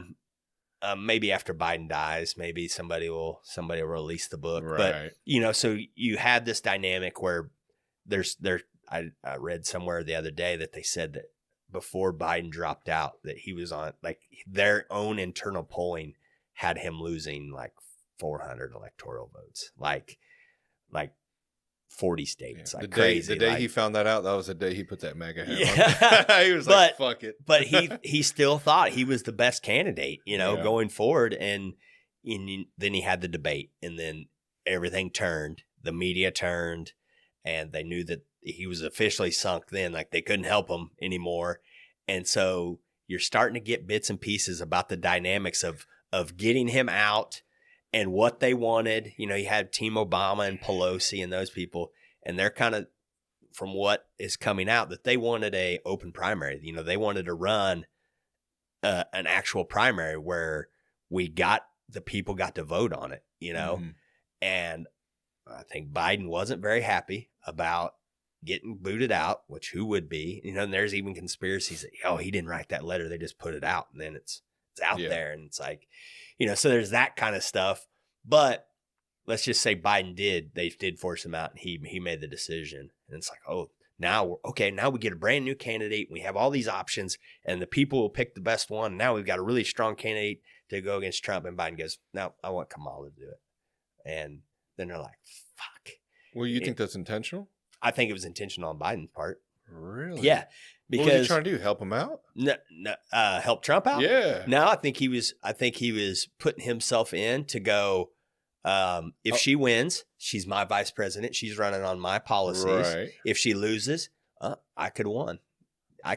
So I think he kind of put himself in. Well, he couldn't run again. No, I'm saying that if he would have went ahead and ran against Trump, he could always make, if he dropped out and put her in, he can always say, well, if I hadn't have dropped out, I would have beat Trump. I already did it once. So I think it kind of put him in a win-win. Like, if she wins, it's because of my record. If she loses, it's because she's not as good as me. Hold on, I'm tripping right now. Did he only do one term? Yeah, Biden. Okay. I don't know he why won in 2020. So, yeah, he was running. Yeah, so he could have ran again. Yeah, he was on pay. They did the debate and everything to run again. You're right. And then he dropped out because the debate was so bad. But I think he was not happy with Pelosi, and he wasn't happy with Obama, and they didn't have his back, and they stabbed him in the back. And so he said, fuck you. Yeah. You get stuck with her now. And I think Obama, I think a lot of people knew that she's not the all best the drugs candidate. they were shooting him up with were wearing off. And he was like, what the fuck is going on? And you can say what you want about Biden, but he's always been a cantankerous, hot-headed, short-tempered. Oh, yeah, especially the younger days videos. There's some stuff like he did not like to be confronted, and he didn't like it, and he didn't respond well to it. So I think maybe that was his last. Oh, all right, you want to throw me off the bridge? I'm taking y'all out with me, and let's see you try to push Kamala over the finish line. And I know, and I think they tried to give it their best college try, but I think it would have been a lot different if you would. That's all they had. That's all. I mean, like I said, there's some people out there. Like I think Josh Shapiro, the governor of Pennsylvania, he's probably going to be the guy in 2028, I think, and he's going to be tough. He's like I talked about. He's a guy who, for one, I think he's had his eyes on the presidency since he could read. Like I think he's one of those guys that like that's what he's always wanted to be as president. Right. He's always he was driven by that, and he came in. Like I said, I think he got elected governor in 22. That right? I don't know when he got elected governor, but he's kind of played middle of the road. He won Pennsylvania, the governorship of Pennsylvania, by a wide margin. Is he like an extreme Democrat, or is he like no? I think he's trying to make himself out as an old school Democrat. Okay. And the only reason I asked is because let's just say this: I think he's tailored his positions in a way that sets him up to be president. I don't know what he really truly believes. I don't live in Pennsylvania. I don't know. His party won't allow him to believe what he really believes. Right. But I think he set himself up now, especially in the current climate, where a lot of people think the Democrat Party has gone too far, and then now he's a big shit. He's way closer to the middle, or has presented himself closer to the middle. Now, once he becomes president, he might be another Obama, where he really goes socialist or whatever. He might be that, but he set himself up to be able to present himself as a more moderate candidate. Right. And like I said, I think we're going to have there's a lot of candidates out there who you're talking about 2028, Gavin Newsom, Gretchen Whitmer. Gavin Newsom, really? Yeah. I mean, where else is he going to go? Like, I don't just quit. Go home. But, I think you see the kind of the crop of who the next, the next generation of presidential candidates for the Democrats. And I think Josh Shapiro is the one that has the least amount of baggage.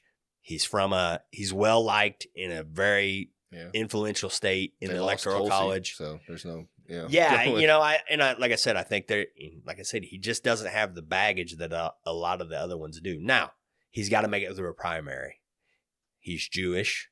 That's what they said that Kamala didn't pick him for vice president. It's because he was Jewish, and there's. I thought she backs Israel, though. She does, but I don't think she wanted to poke the non-Zionist people in the Democrat Party. I didn't think she wanted to poke them in the eye by picking a Jewish candidate. Right. She really tried to play. There's even clips that she was running different ads in different markets on the Israel thing. How do you feel about the Israel thing? I don't really know about it a lot. Mm-hmm. I just find it odd that everyone backs them. I thought that always. Yeah, and I'm more of a, peacenik, and I don't want war for sure. But also Israel being one of our allies. Yeah, they are an important piece in that part of the world for us and our interests. Mm-hmm. And they are the most Western country in that. And I think Western values and Western civilization is the best thing we have and have had through our history, that having them in that region and be a powerful part of it. But, I don't know, yes, I know about the creation of the country of Israel and why that happened and some of that. But I don't think there's a good guy and a bad guy necessarily. I think there is a bad guy for sure, but I don't think Israel themselves are saints by any means. No. I just wish that less of our tax money went over there. Let's just say that. Sure. I'm cool if you want to cut funding from Israel. That's cool. I think there's probably a long list of countries before we get to Israel that we should maybe divorce ourselves from. Right. So. Until we get to that point where their name comes up on the list, I think that the people are saying that we need to decouple ourselves from Israel have maybe got some bad intentions for the country of Israel, and maybe it's not something we should support. I think that a lot of and there's some really smart people that I've listened to who are non-Zionist or anti-Zionist or whatever, who even like Jimmy Dore is pretty hard, and Glenn Greenwald. I love there's Dore, some people that don't like Israel's place in the world, but I don't think it comes from a anti-Semitic point of view.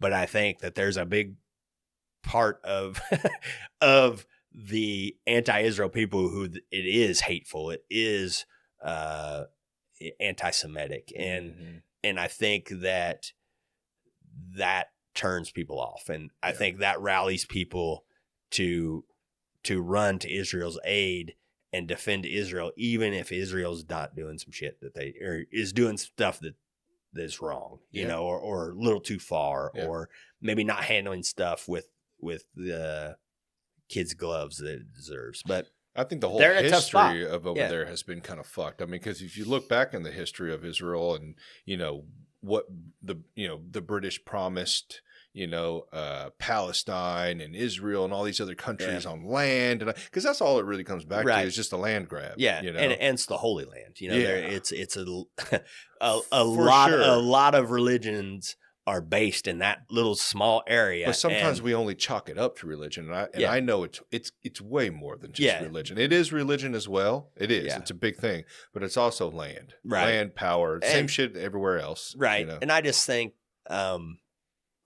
Whatever brings peace, whatever that has to be.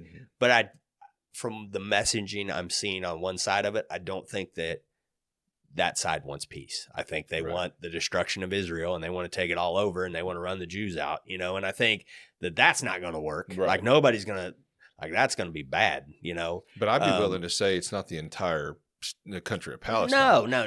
It's certain individuals. Same with Israel. I guarantee if you went to Israel and talked to just normal citizens, they're like, man, we want this shit to stop. Yeah. Like, so you have pockets of people that want war. Yeah. And want destruction. Yeah. But, and it's, once again, it's hard to make peace when, people come over and kill 2,000 of your people at a music festival who didn't fucking do anything. Yeah. I think it's hard to make peace when you're bombing shit out of terrorists from Lebanon shooting rockets into your country. Now you got Iran is directly firing missiles and drones in there. It's hard to make peace when people just think if the Mexican drug cartels, I think that's a good, it's not the country of Lebanon. It's just like it's not the country of Mexico. It's this rogue group. Yeah. So let's say the Mexican cartels. Let's say they came into Texas or New Mexico and killed 30 people, not 2,000. Let's just say they killed 50 people. There would be some fucking innocent people. Yeah, there would be some fucking consequences. I'll tell you that. And there wouldn't be oh no, you can't go get the Mexican cartels because you might. It's like nope. Like fucking Mexico didn't clean it up, we'll clean it up. And I think there's and then it gets ugly and dirty, and then and you find yourself doing dirty shit. Innocent people are getting killed. Right. The terrorists, Hamas. They have the tunnels, they have all that stuff. They built it. They hide in hospitals. They do all that stuff. Right. And then people go, like, how do we, like, unless we're going door to door and really going in there, and then we're going to get a bunch of our people killed doing that, you know? And so, it's a fine line that they're walking, and they might not always walk it to perfection, but what are you going to do in that situation? Yeah, right.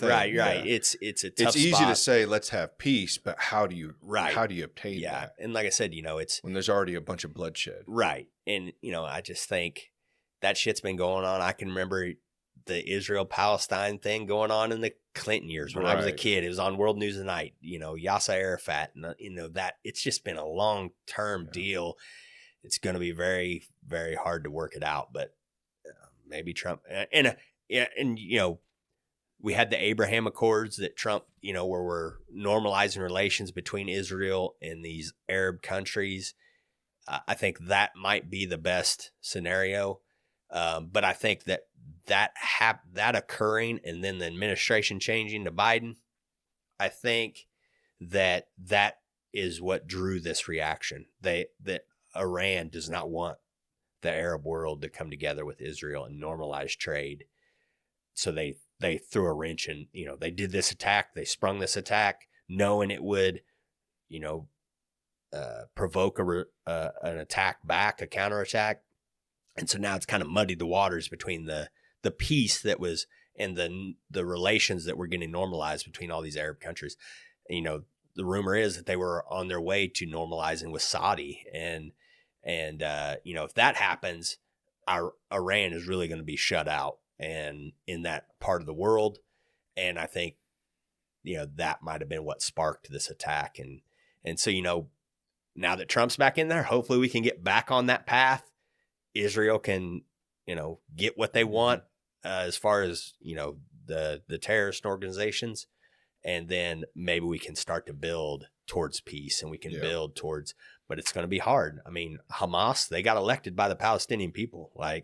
So it's, and now that you've had all this, but do you think there's going to be a blowback because of the war in Gaza that, how do you do elections where the Palestinian people aren't just going to elect those people that want to go after Israel again? It's a sticky wicket for sure. Or do they even have a choice? Yeah. Or is it out of fear? Yeah. I mean, who knows what they're dealing with over there as well. So. I just know that there is a lot of prime real estate that the Palestinian people, if they came to the table and wanted to, that there's assets there to be used to make yourself more accessible and to build an economy.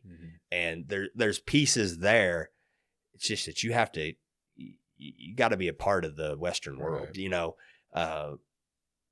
You have to be more of a Western country, and you can't be doing that by allowing terrorists to run roughshod and bomb a sovereign country and call for the elimination of people. And, so but we see it in all countries. I mean, I'm sure the CIA to some countries are terrorist organizations as well to other countries. That's like the Ron Paul, he talked about blowback a lot, Like, look how many wars we've started because we're fucking over there in the Middle East jacking with shit. Yeah, and it's just like since the 80s, 70s. You see the Russians went into Afghanistan, and we because we don't like Russia, we're going to go in there and back the fighters, and now we give them all this weapons, Taliban, and then we fuck them over, and then now they want to attack us, and it's like you see that constantly, and the talk was always, how do they get these people to become suicide bombers? Well, it's like because you fucking killed their mom and dad with a bomb, right. It's like they want payback, they want, it's all that stuff feeds in itself, and. So yes, there's going to be some of that, but like I said, we just need to, hopefully we start on the road to peace, and that area, like I said, I'm 40 years old. It's been fucked up. It's been, tenuous ever since I was a little kid. And so expecting that to just be cleaned up, it's not going to be easy. There's a cultural divide there. And I think that, there's no easy way out. I think capitalism and free markets is the best way to kill some of that stuff. Yep. Just the same way as it was, with our own racial history and the Jim Crow era and all that stuff. All that stuff went away when we cut it off and we said, nope, you got to fucking come together and you got to do it.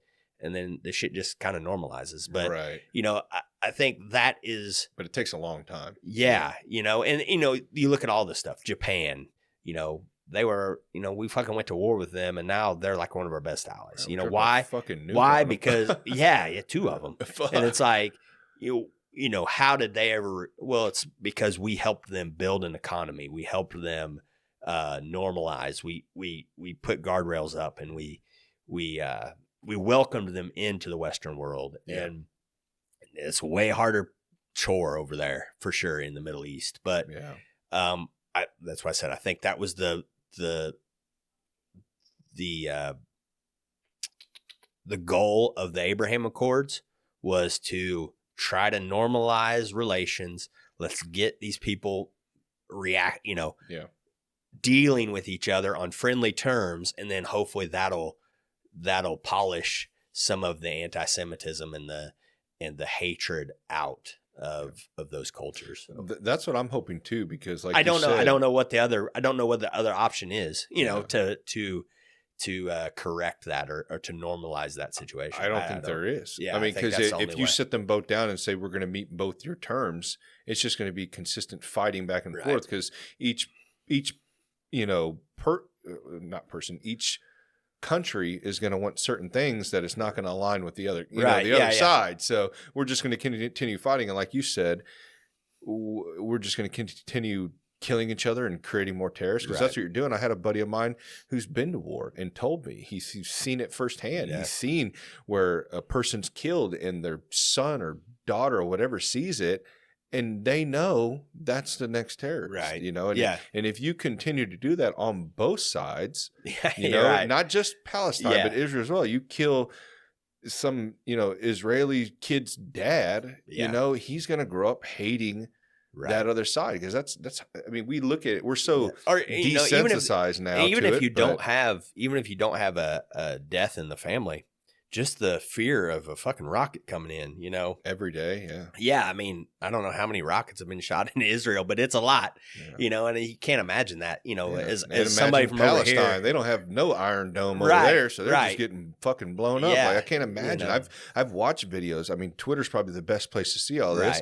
And, with how horrible it is and whether or not it's healthy or not to watch a lot of that stuff, if you're going to comment and have these strong opinions, go watch the shit at least, because I've watched Palestine people carry their dead babies and loved ones, and it's the most horrible. And same on the Israel side. I've seen videos of people getting kidnapped on the Israel women and men getting kidnapped, and I haven't seen videos of what happens after that, and I don't really want to, And it's a horrible mess. What I'm hoping is, and I hope I'm wrong, I really hope there is some type of peaceful solution, because sometimes I feel like it's more of the Israel elites and higher-ups and the Palestinian elites and higher-ups are wanting to continue this for whatever benefit that they think they're going to get out of it, and then the people pay for it. I mean, that's really everywhere. Like I said, I don't think anybody wants to see what's happened to the civilian population in Palestine. Yeah, I don't think, or Israel. Yeah, I don't think anybody.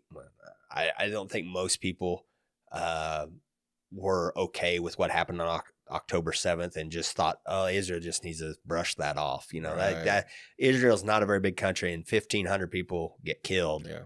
Or 1,200 or whatever it was. That hospittal in Palestine. And killed all those. It's horrible. It's just bad all around, and I just war's ugly, right? It is, and it doesn't mean we do it, right? That's the thing. They're always like, "Well, war's ugly. We're just going to keep it." No, let's fucking stop. Yeah, but at the same time, you can't just let Agree. I'm not saying it's just both parties lay down their guns and it's going to be easy. I'm not saying that at all. But we need to find somehow. And I'm not saying I fucking have the answers, but I know there's way smarter people than me in those positions to figure that out. Yeah. Like I said, I think free trade and markets is the best thing that can happen. And you put the bad guys, whoever that is, the Hamas and the Ayatollah of Iran, and you put them in a box and you say, nope, you're stuck. You're like, and when you can come out and play nice, we'll let you out, and we can start trying to do these things that all these other countries are doing. All these other Arab countries are doing with Israel. If you want to come into that club, we'll be happy to help you along and normalize relations with you too. But until that happens, you're going in the box, and you're going to have to figure it out on your own. And yes, it sucks that your people are going to have to suffer, but like eventually they'll either leave or they'll rise up against you. And there's been flickers of that happening in Iran, that the people are not happy with their leadership there. They don't want to be this war state. They don't want to be this terrorist state. And but they got to wrestle it away somehow, and it's just a matter of time when that happens, Yeah.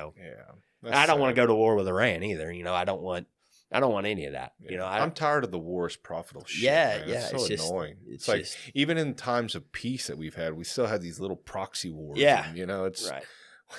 It's like that's all we think about, man. It's just kind of funny that we clean up, we get out of Afghanistan and Iraq, and then in the most horrible way. Yeah, that's true. And then you 6 ever months. Seen the chart of everything that we left? Oh, it's crazy. Well, then the Taliban's parading it around. They're driving our tanks and shit. Yeah. It's like trucks, guns, and it's like, but 6 months after that happened, you got this little skirmish in Ukraine. We're gonna have to send a whole bunch of money there.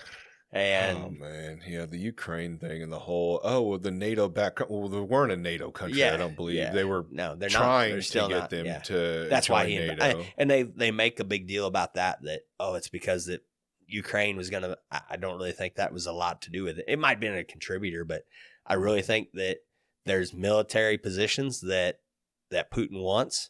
There's access to there's access to the border. There's access to the Black Sea that Putin wants, and there's been some stuff that he's always had. There's some stuff that even when Ukraine, before they had the revolution in Ukraine, the Ukraine government was a little more friendly with Russia, and they said, "Oh yeah, we'll let you have access to that port."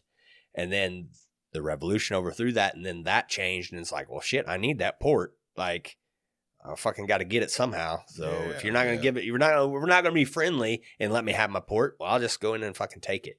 Right. And so I think there's some of that stuff too. And hopefully that now that we've got to change that, and I think Eric Schmidt, our senator in Missouri, I saw an interview with him, and he's like, fucking everybody, like, Ukraine's the number one issue, and I can't figure it out why. I'm like, I fucking know why. It's because they're getting kickbacks. All that money we're sending over there, it's making its way back and you're just not a part of the club yet, Eric. Didn't Trump say, like, if you're not paying us for security, we're not going to come over there? Yeah, that's the NATO. That's the NATO part. Like, what? I don't see anything wrong with that. Yeah, you just want to pay your fair share. Yeah, pay your fair share. You want to be in a group? It's the Bernie Sanders method. Like, pay your fair share. We ain't gonna fucking. We're not under threat of Russia coming in and invading us. Right. We're fucking way far away. Other than Alaska, they could come across there. But, you guys are the ones that, like, we're protecting you from Russia. You're not really protecting us. So why the fuck are we paying for it? Like, you should pay a majority of it, and it's, fuck, you should pay all of it. I think, right. To be honest with you, I mean, it's not our problem. Yeah. And it's it's from a bygone. Hate to be mean. I don't want to see people it's from a bygone era. Like it's not the Soviet Union. Right. Putin is not the Soviet Union. It's not the powerhouse.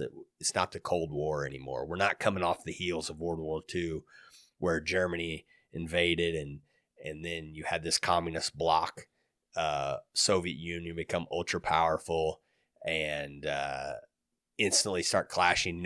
We were allies with them in World War II to defeat Germany, and then as soon as it happened, now we have this battle between us and the Soviet Union, and it's people were worried about World War III right away. We came close, a couple times, and it's not that world anymore. And so to treat it like it is, and you're seeing that stuff with the not to switch subjects, but like the tariffs. There's been I was just getting ready to actually talk to you about that. Yeah. The tariffs. Hold on. Let's take a break real quick, and then we'll get into tariffs. All right. All right, we're back. We're getting into tariffs. I'm glad, because that's actually what I was going to next. Okay. So, yeah. All right. So, people are making a big deal about the tariffs, and I've seen a lot of economists coming out and talking about it. Yeah. And they say, backfire. The Harris campaign said that, it's just a tax on the people. Well, much like we were talking about with NATO and how we're, it's a remnant of the post-World War II era. So are tariffs and our tariff policy. And what Trump is saying is, I don't think Trump likes tariffs, right? But we weren't hit by World War II. Europe was decimated, right? Yeah. we fucking dropped 2 nukes on Japan. This decimated. There was a lot of shit in China, between Japan and China, in World War II and before World War II. So a lot of the world was devastated and they needed to be rebuilt. So what we did was we said, we'll help you guys out, right? And so we won't put tariffs on you. So you guys can build an economy. You can ship your shit over here to our consumers and you won't be punished for it. And then we'll actually let you put tariffs on our stuff. So when we send stuff to you, you know, you can have a tariff. And so that way you make money to help boost your economy. And so what's happened since then is that we've kind of kept up our policy of no tariffs, and they've kind of kept their policy of tariffs on us. And so I think Trump would, you know, if you're taking advantage of us like China has, that's the number one, is China. Right. And because they are such a, you know, they're stealing our intellectual property. They're not respecting our patents, and they're not, you know, they take our shit and then make it cheaper and then send it back to us and sell it to us. And it's like, they're using our consumer base to build their economy, and they're not playing fair. Like right. you can't sell an American car in Japan, right? Or in China. I mean, oh really? I didn't know. Yeah. That. Like they just don't allow it.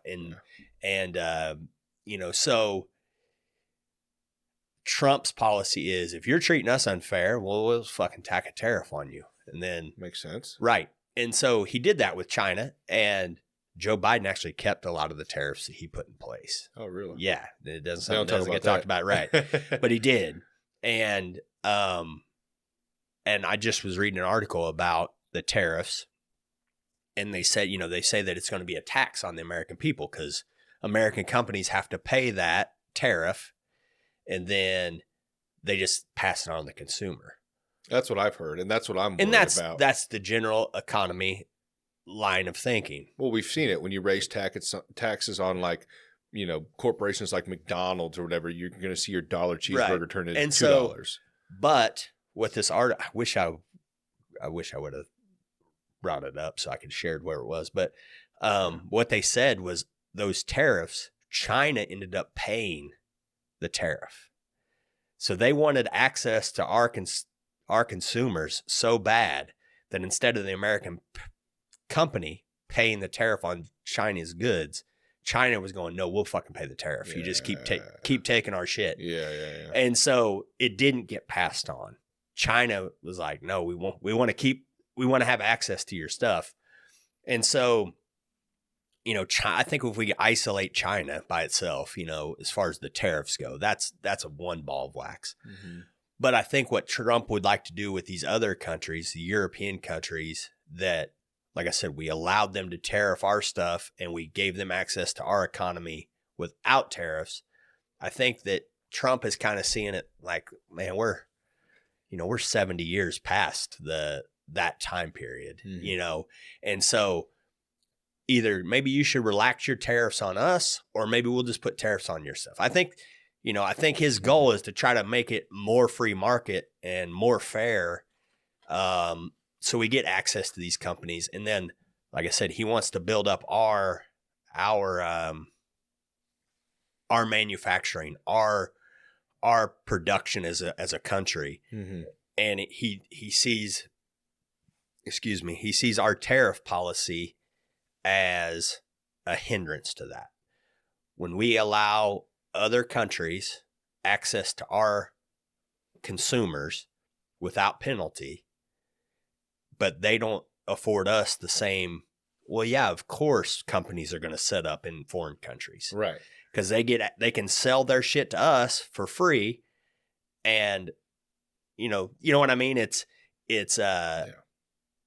kind of like they're whoring us out or something. You know, like they're using our. They found a loophole. They're going to use it. Yeah, and I just think it's not. You know, you hear a lot of the free market people, they're against tariffs. Well, yeah, you're against tariffs because it's you think that's a hindrance to the free market, but you don't realize that there's tariffs that we're paying tariffs. One-sided tariffs. Right. They're one-sided. Right. So yeah, if we either need to be even with our tariffs, or we just well, this nobody gets tariffed. Eliminate it completely, or we need to be fair about it. If we're going to use it. And like I said, I think in the post World War II era, it was a good plan, and it did help rebuild Europe, and it did, help bring Japan back from where they were at. And yes, we did open up our economy to China, and a lot of that was we were hoping that they would become more democratic and trying to pull them away. Well, that didn't fucking work. No. And so now we just like I said, that didn't work. So at a certain point, we got to go like, all right, that didn't work. Let's change the plan and let's attack China a little differently. Yeah. But like I said, Japan, it really helped them come back from where they were at. Europe, it really helped them, but we're past that now. We're in a post Cold War, global situation now.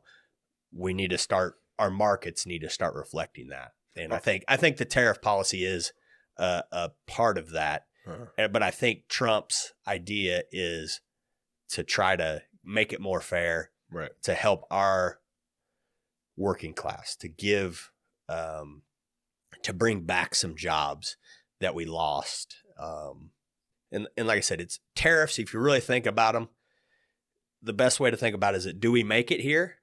Yes or no? Do we want to make it here? Yes or no? Can we make it here? Yes or no?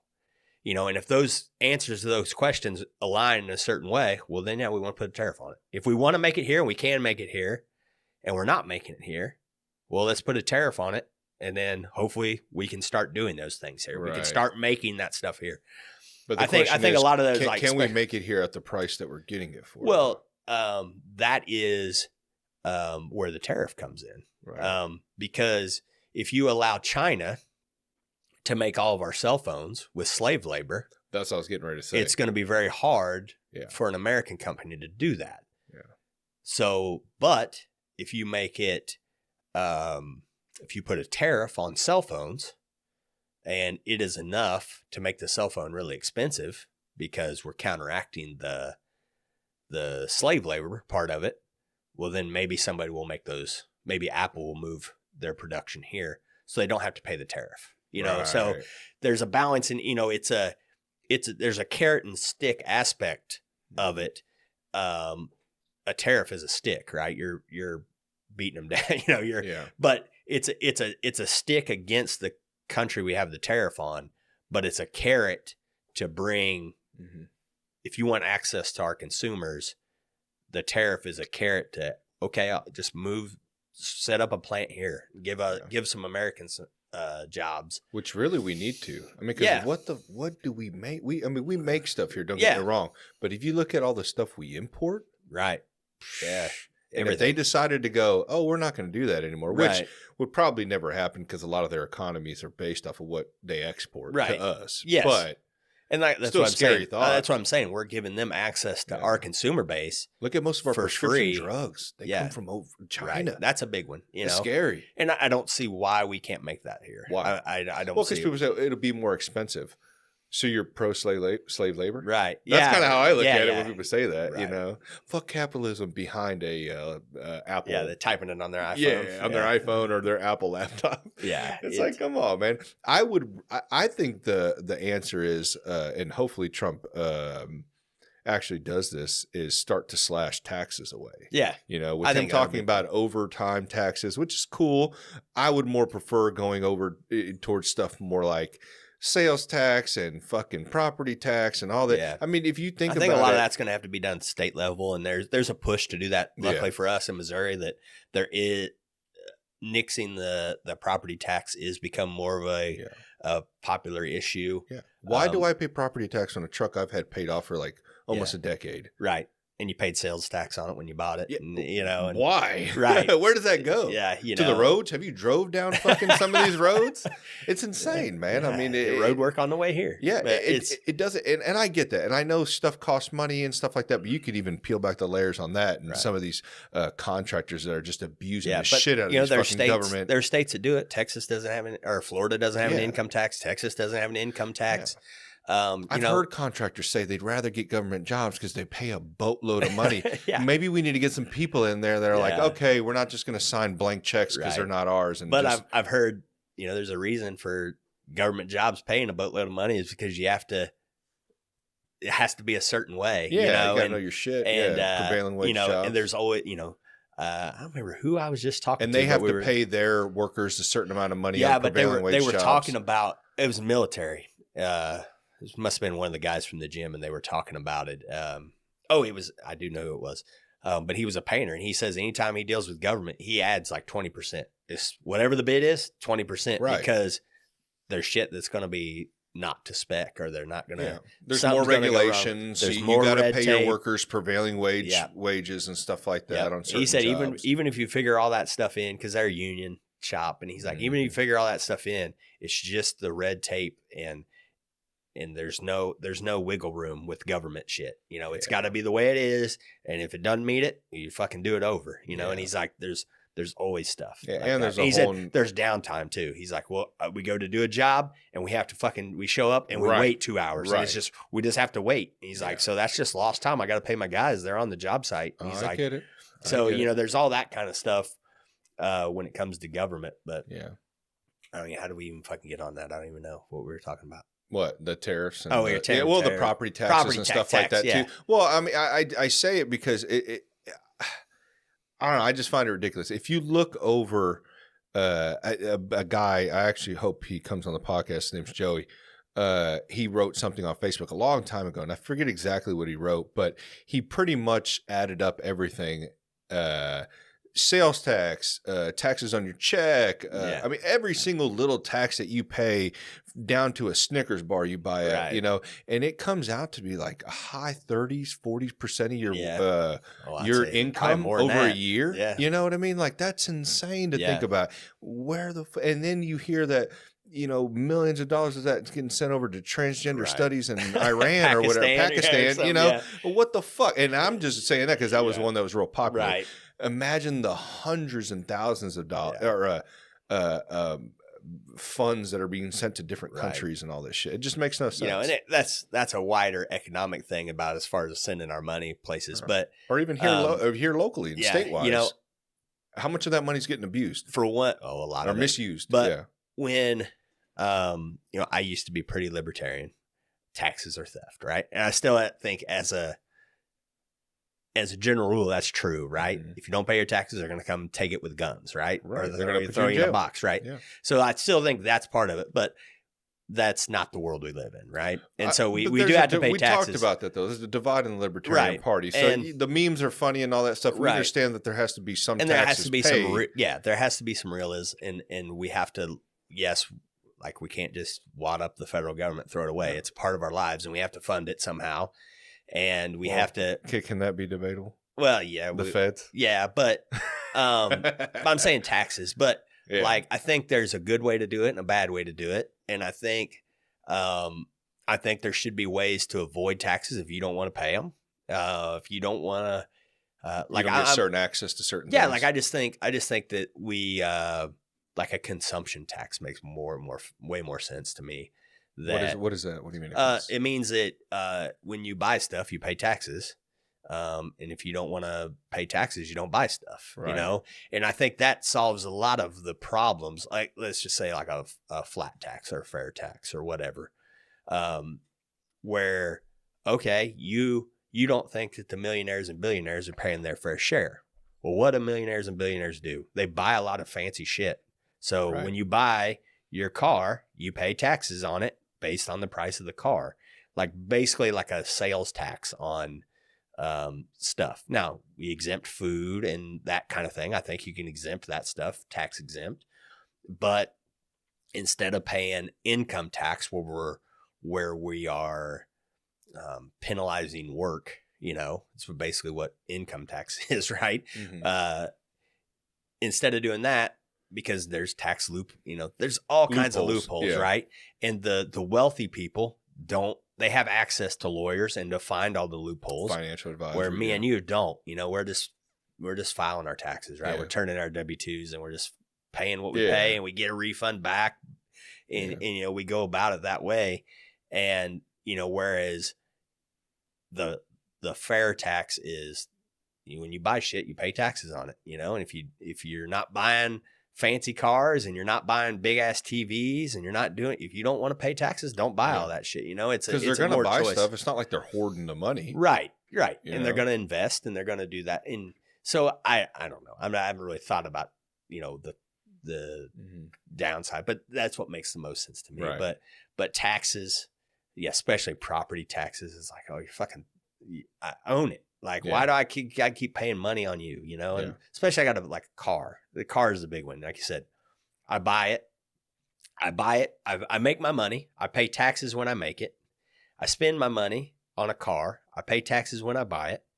And then I got to license it. I got to pay. Yeah, do it every 2 years. I got to pay that every 2 years. I got to pay property taxes on it every year. If I don't pay my property tax, I can't get my license. And it just, until I get rid of the car, I have to pay taxes on it. And it's like, I don't think that is right. I think there should be a better way around it. Or your home. I don't see, there's not a government worker that drops by and mows my lawn because I pay property taxes on my home. What are they doing for my house? Yeah. I haven't seen anything. I've had to do all the work on my house. I pay for water. I pay for electricity. I pay for sewage. I pay for trash. Insurance. Yeah. I got to pay for fucking trash here in Gladstone. It's like, it doesn't make sense to me. And then they wonder why they're seeing memes saying tax is theft. Right. Because you're taxing so much, it almost feels like you're robbing me. Yes. Yeah. And I think... I don't think that's a problem that's going to be easily fixed, but I think we have to start at the local level. And we should be focusing on that more than... look at the local levels, most of the local levels is the stuff that they fund, the taxes. Some of it's property tax, but most of it's sales tax. Most of it's a sales tax.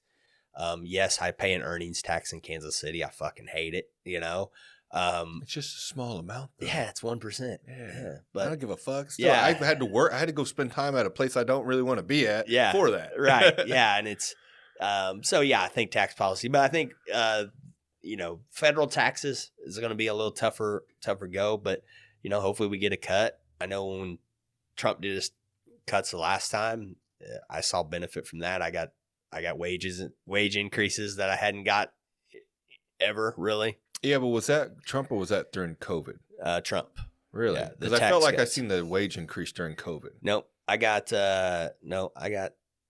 wage increase pretty much not too far after that. Okay. And you saw a lot of companies just issuing out bonuses like, fuck, we're saving money on our bonuses. We're going to pass it on. I didn't see we got and then I got business. like a midsummer bonus it was, and that might have been COVID related. Yeah, something they that's overpaid. What I'm saying. I think so.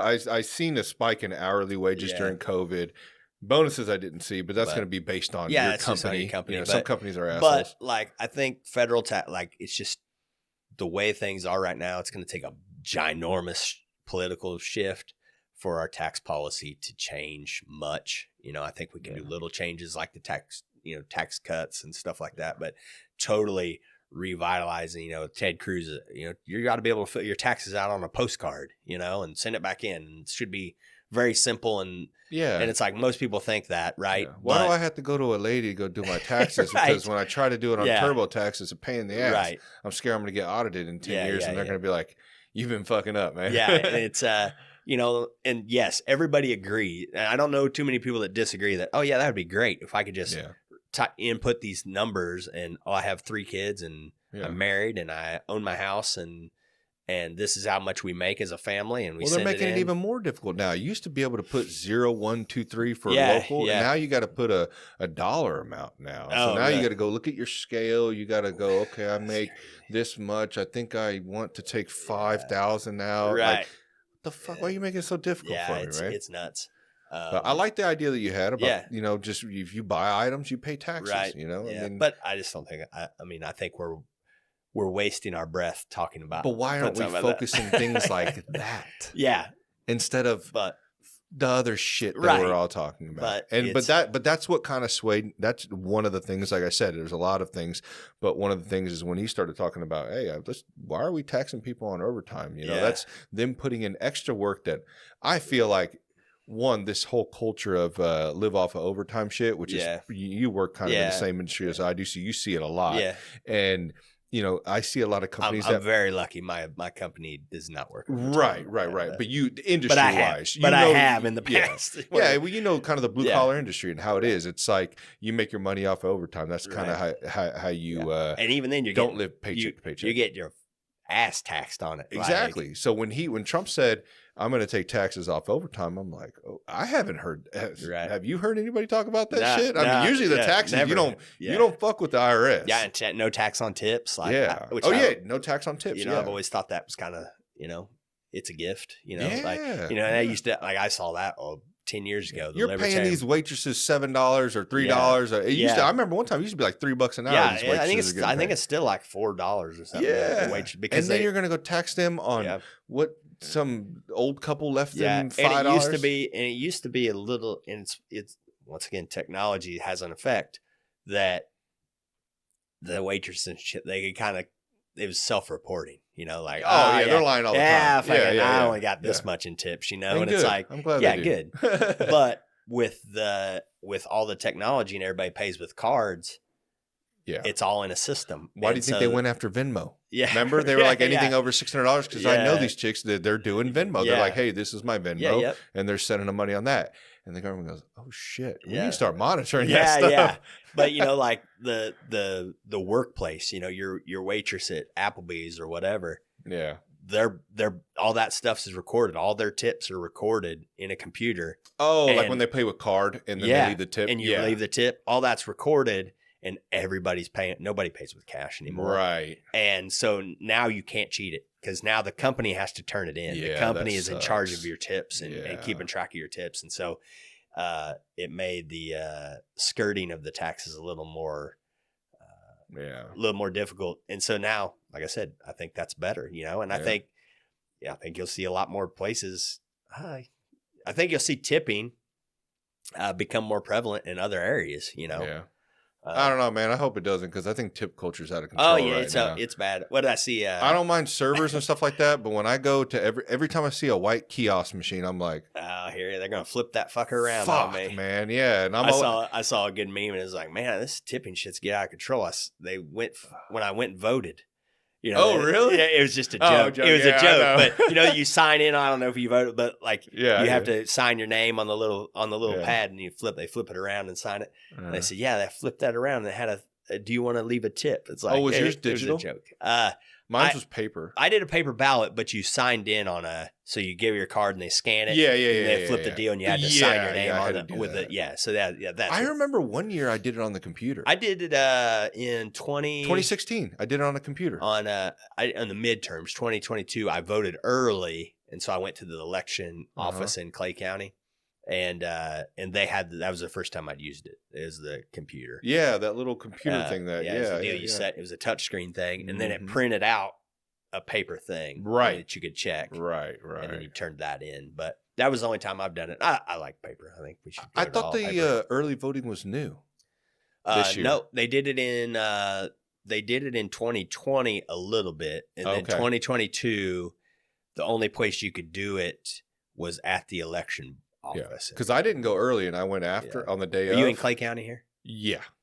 So, and there wasn't a long line. I mean, it was still about half an hour, I think. But then this was the first time that they had more locations. So they had the location here in Gladstone, and they had the election office, and then they had one in Kearney for Clay County, so you could go. Okay. I wanted to go vote early again. I just never got around to it. But mine was at the library. Yeah, they. Mine was at a little church this year, which was better. I think they kind of split up because we used to go to the big church there on right there on I-35 and 291. I can't remember the name of it. It's a big, huge church. Yeah. And there was a shit ton of people in 2020 when we went and voted. And I was like, this is a fucking lot of people. Yeah. And but this year, I think there was just little four precincts or something in our little church. And I had to wait maybe 30 minutes. I went before work and 30 minutes to get through the line, but that was at a rush hour time, Yeah. But I hope he does something though, man, with the taxes. That would be nice because, like I said, I think that's the biggest focus right now for the working class is just kind of giving us some a break. a break. Yeah. You know, we give these big corporations tax breaks all the time, bailouts. Yeah, and has anybody ever thought to go, damn man, these guys have been working their ass off, and fucking the people are out there committing suicide and offing themselves and depressed and all sorts of shit. Let's give them a fucking break. I hope. You know? I hope so. I hope that, and like I said, I think that will help. You know, the inflation's going to be hard to undo immediately. Mm-hmm. For one, you don't want deflation. You know, you don't want you don't want the prices to fucking drop dramatically. That's bad. Is it? Yeah, I mean, yeah, like true deflation. Like I don't think that's a good thing. Like there's a reason that we always have a little bit of inflation, right? It's kind of built into the system. And so, you know, to take some of the sting out of the inflation hurt is you relieve the tax burden. And then that will hopefully spurn growth. Growth will spurn the economy, and then that will bring the inflation But down. you don't think tariffs are going to cause that, right?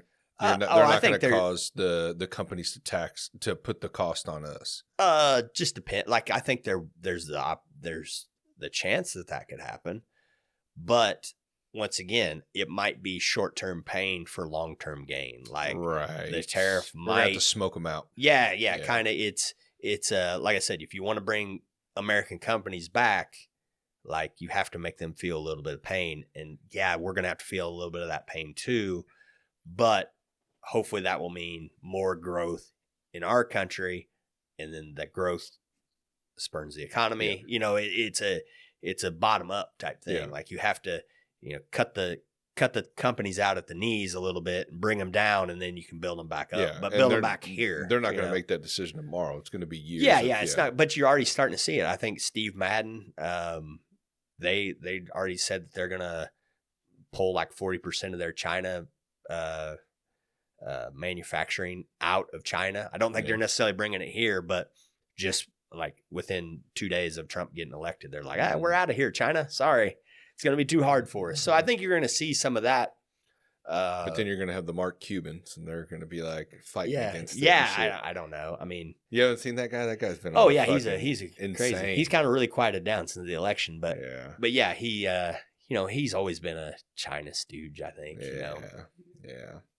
Yeah, I don't know, man. I hope something you know happens, you know, and you know, for everyone to think that, oh no, we don't need more jobs because our unemployment rate has gone down, and the whole lies behind that. It's like, I don't know if you guys are waking up here, but have you not seen the reason why they're just letting open borders and shit like that? Like they're just letting people across. Like, you know, there's people without jobs right now, and they're skewing the numbers. Yeah, man. If you look at, they've had to correct.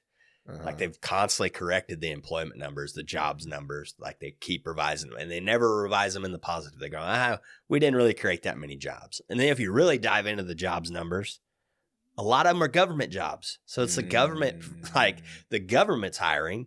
Nobody else is. Well, there's people hiring, but there's people not wanting to do these jobs, right? I mean, that's kind of what we're seeing There's here. some of that. And we're seing companies try to take advantage of the illegal immigrants, the cheap labor. You know, I'm tired of that argument. Like, they're doing jobs Americans won't do. Well, they're fucking not doing. They're doing jobs Americans won't do for that amount of pay. You know, and you saw it. I think it was during Trump's term where the fucking ICE went in and it was like a chicken processing plant. You know, fucking nasty work. I seen that. And they went in and raided it, and fucking like 85% of the people were illegal and undocumented.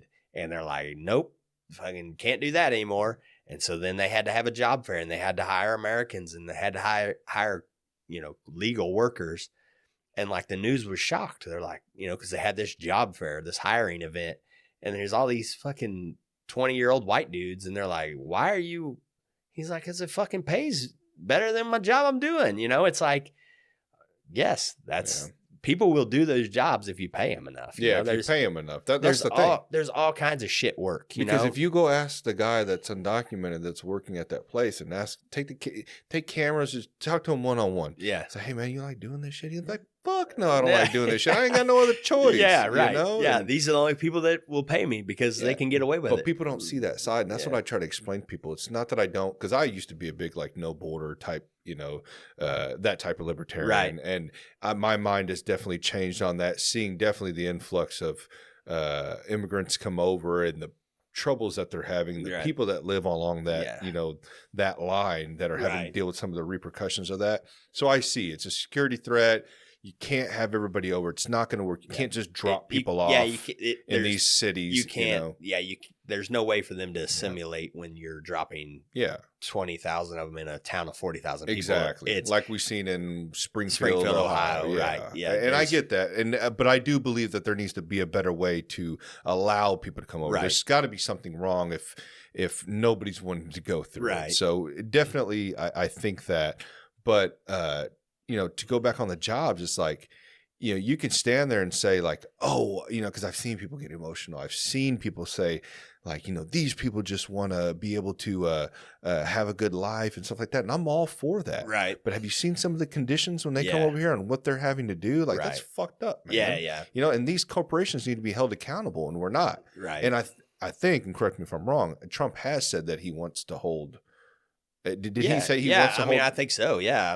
Companies accountable for. I would hope. Yeah. That should be a key part. That should be a given, because if he's that against illegal immigration, then I think the way to smoke it out is stop letting these companies, like I said, abuse the cheap labor. He's talking about the mass deportation. He's talked about trying to cut back on the ability for them to get money from the government and get jobs. And like people are making a big deal about the mass deportations, and they think they're gonna fucking send them all on, put them all on trains at gunpoint and send them back. That's what I keep hearing. Everyone's worried about. Yeah, but I don't think. Or they're worried about Arizona type laws to where you can just pull over somebody because they're a certain color. Right. Yeah.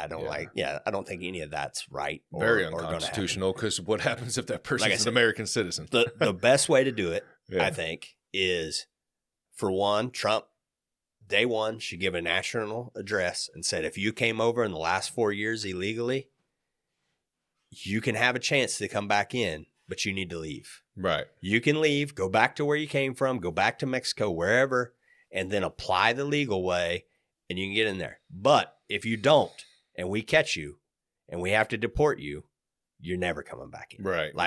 Like because if they truly want to become an American and live the American life, if that's the driver, we'll do it the right way. It should be enough motivation for you to come in and do it the right way. So I think that would be like number one thing, is like, if you came in the last 4 years, go back to where you came from, and then we'll work on getting you in here the legal way. The problem it's going to take some time. Yeah, the problem is it's not that easy, and the timeline is what sucks. But 10, at the same 20 time, years, you can't just let them stay either. Right. I get it. The next thing I would do is I would say, all right, I got the House and the Senate. I need to pass the SAVE Act. And the SAVE Act says you have to verify citizenship to vote. So you do that. The next thing I do. Do you not now? Nope. I had to give an ID. Yeah, in Missouri. Oh, okay. Yeah. And different states, different rules. Yeah. And so when your ID, when you got your driver's license, you have to take your fucking birth certificate and all that stuff. That proves your citizenship. Mm-hmm. So the SAVE Act says whenever you register to vote, you have to prove that you're a citizen somehow. Right. If that's when you get a driver's license and your birth, then you're good, and more than likely you're going to turn your social security number in. They're going to run it, and all that stuff is already in place that they can verify if you're a citizen or not. Mm-hmm. So all the SAVE Act says is if you're going to register to vote, you have to verify that you're a citizen. So you do that. The next thing you do is you say, if you only U.S. citizens count towards apportionment of your congressional seats. Once you do that, the next thing you do is you say, you pass some sort of E-Verify. I know there's problems with E-Verify, whatever, but it's basically when you get a job, you have to verify that you're a legal worker, that you have a legal status here. Yeah. And in order to hire. So now you've penalized the people that come across illegally by saying, if we catch you and deport you, you're not coming back in. So you give them a path. You take away their ability to work by punishing the companies that hire them. Okay, so they ruin their chance to get back in, and they can't work. Do you think you're really going to have to gather those people up and send them back? No, they're going to go back on their own. So you incentivize self-deportation. And then the SAVE Act and the apportionment thing, that takes away the political aspect of it. The Democrats can deny it all they want, but they want those people in here because they get power from them, and hopefully they can turn them into voters. Yeah. Like it's pretty simple. There's no other reason. Labor. Yeah. And so, so the SAVE Act and the apportionment, that takes away the political part of it. And I think once you do that, you take the incentive of them to stay and work, and you take the political part of it away, everybody will be on board. And then that will at least cut off the flow. And then once you've stymied the influx and the demand by politicians to get them in here, and the demand of corporations to get them in here, then we can maybe work on, okay, where do we need workers? Where are they going to come? Where can we get workers? And then we can start making a little more of an expedited case. You know, I mentioned the Bill Ackman interview I just listened to. That's what he said. All right, we have a graduate from fucking Turkey who went to MIT. He came over here and he went to MIT and he graduated. We should it should be like a 30-day process for that guy to come in here and work as a engineer or whatever. You know what I mean? They're like, we know we've had this person here. He's educated. He's skilled labor. We have a shortage of skilled labor. It should be an expedited process for that person to come in here. Right. And it's not, but we can't focus on that because we're just letting millions and millions of people come across. And, I think we talked a little bit about last time, the asylum laws, that needs to be reformed. That will cut down on some of the processing part of it. Yeah, because anybody can just claim asylum. Yeah, the Remain in Mexico was great. Like, that definitely needs to be solidified, where if you want to claim asylum, you can. It might be 4 years before we get to your court case where you have to show up and get processed, but you got to wait in Mexico. We can't just let you in the country and roam free. Another thing is the sanctuary cities. That has to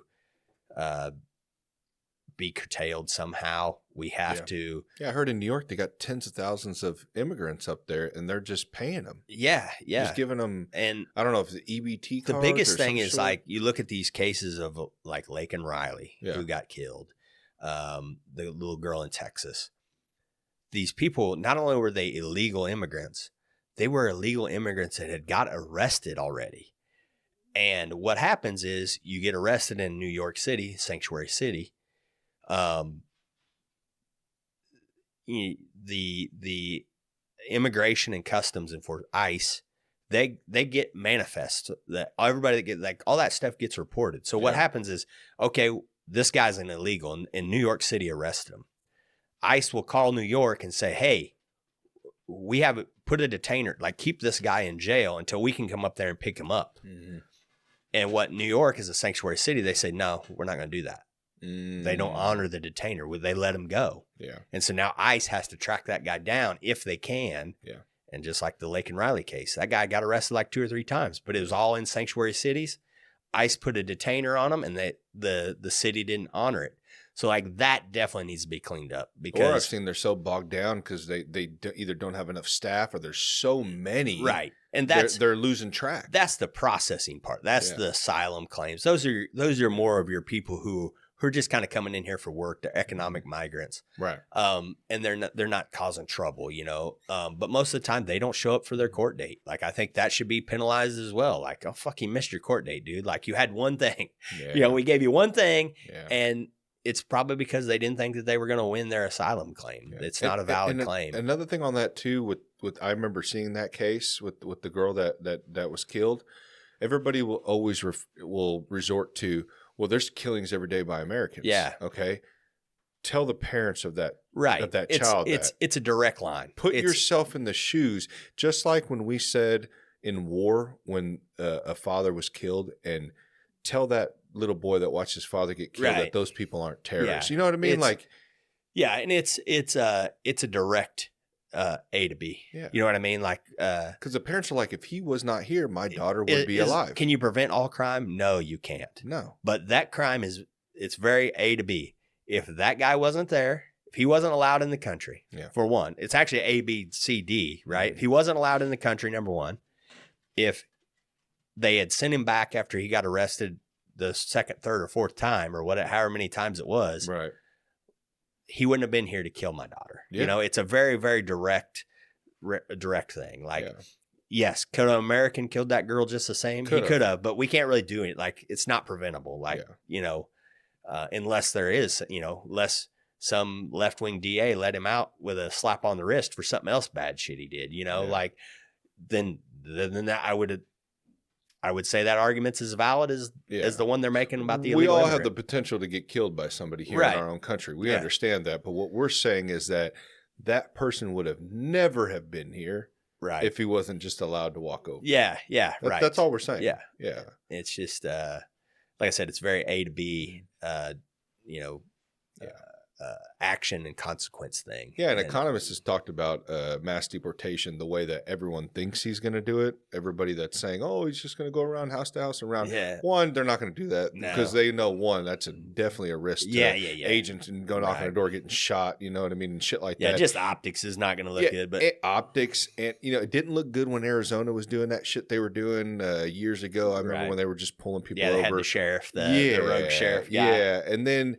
And not on that too, the cost. You're right. They said that would cost like $88 billion a year or some shit to try to fund that. And we're not going to do that. So I think that what you said, though, the way you were talking about, that's probably the most, you know, economical way. I think you I said you incentivize them deporting themselves. Yeah. And the problem is it sounds easy. It's like, just go back and we'll figure out how to get you back. They know that's not going to. Yeah. I mean, I've heard of people waiting 10, 15 years to try to get across. Like I said, you know, and then are there cases that we should look into? Yeah, we can, but we can't clean them. We can't clean those up until. Does everybody deserve to come over? That's the question. Yeah. And we would love to. We'd love to help everybody. Right, but there's just not enough. There's not enough housing.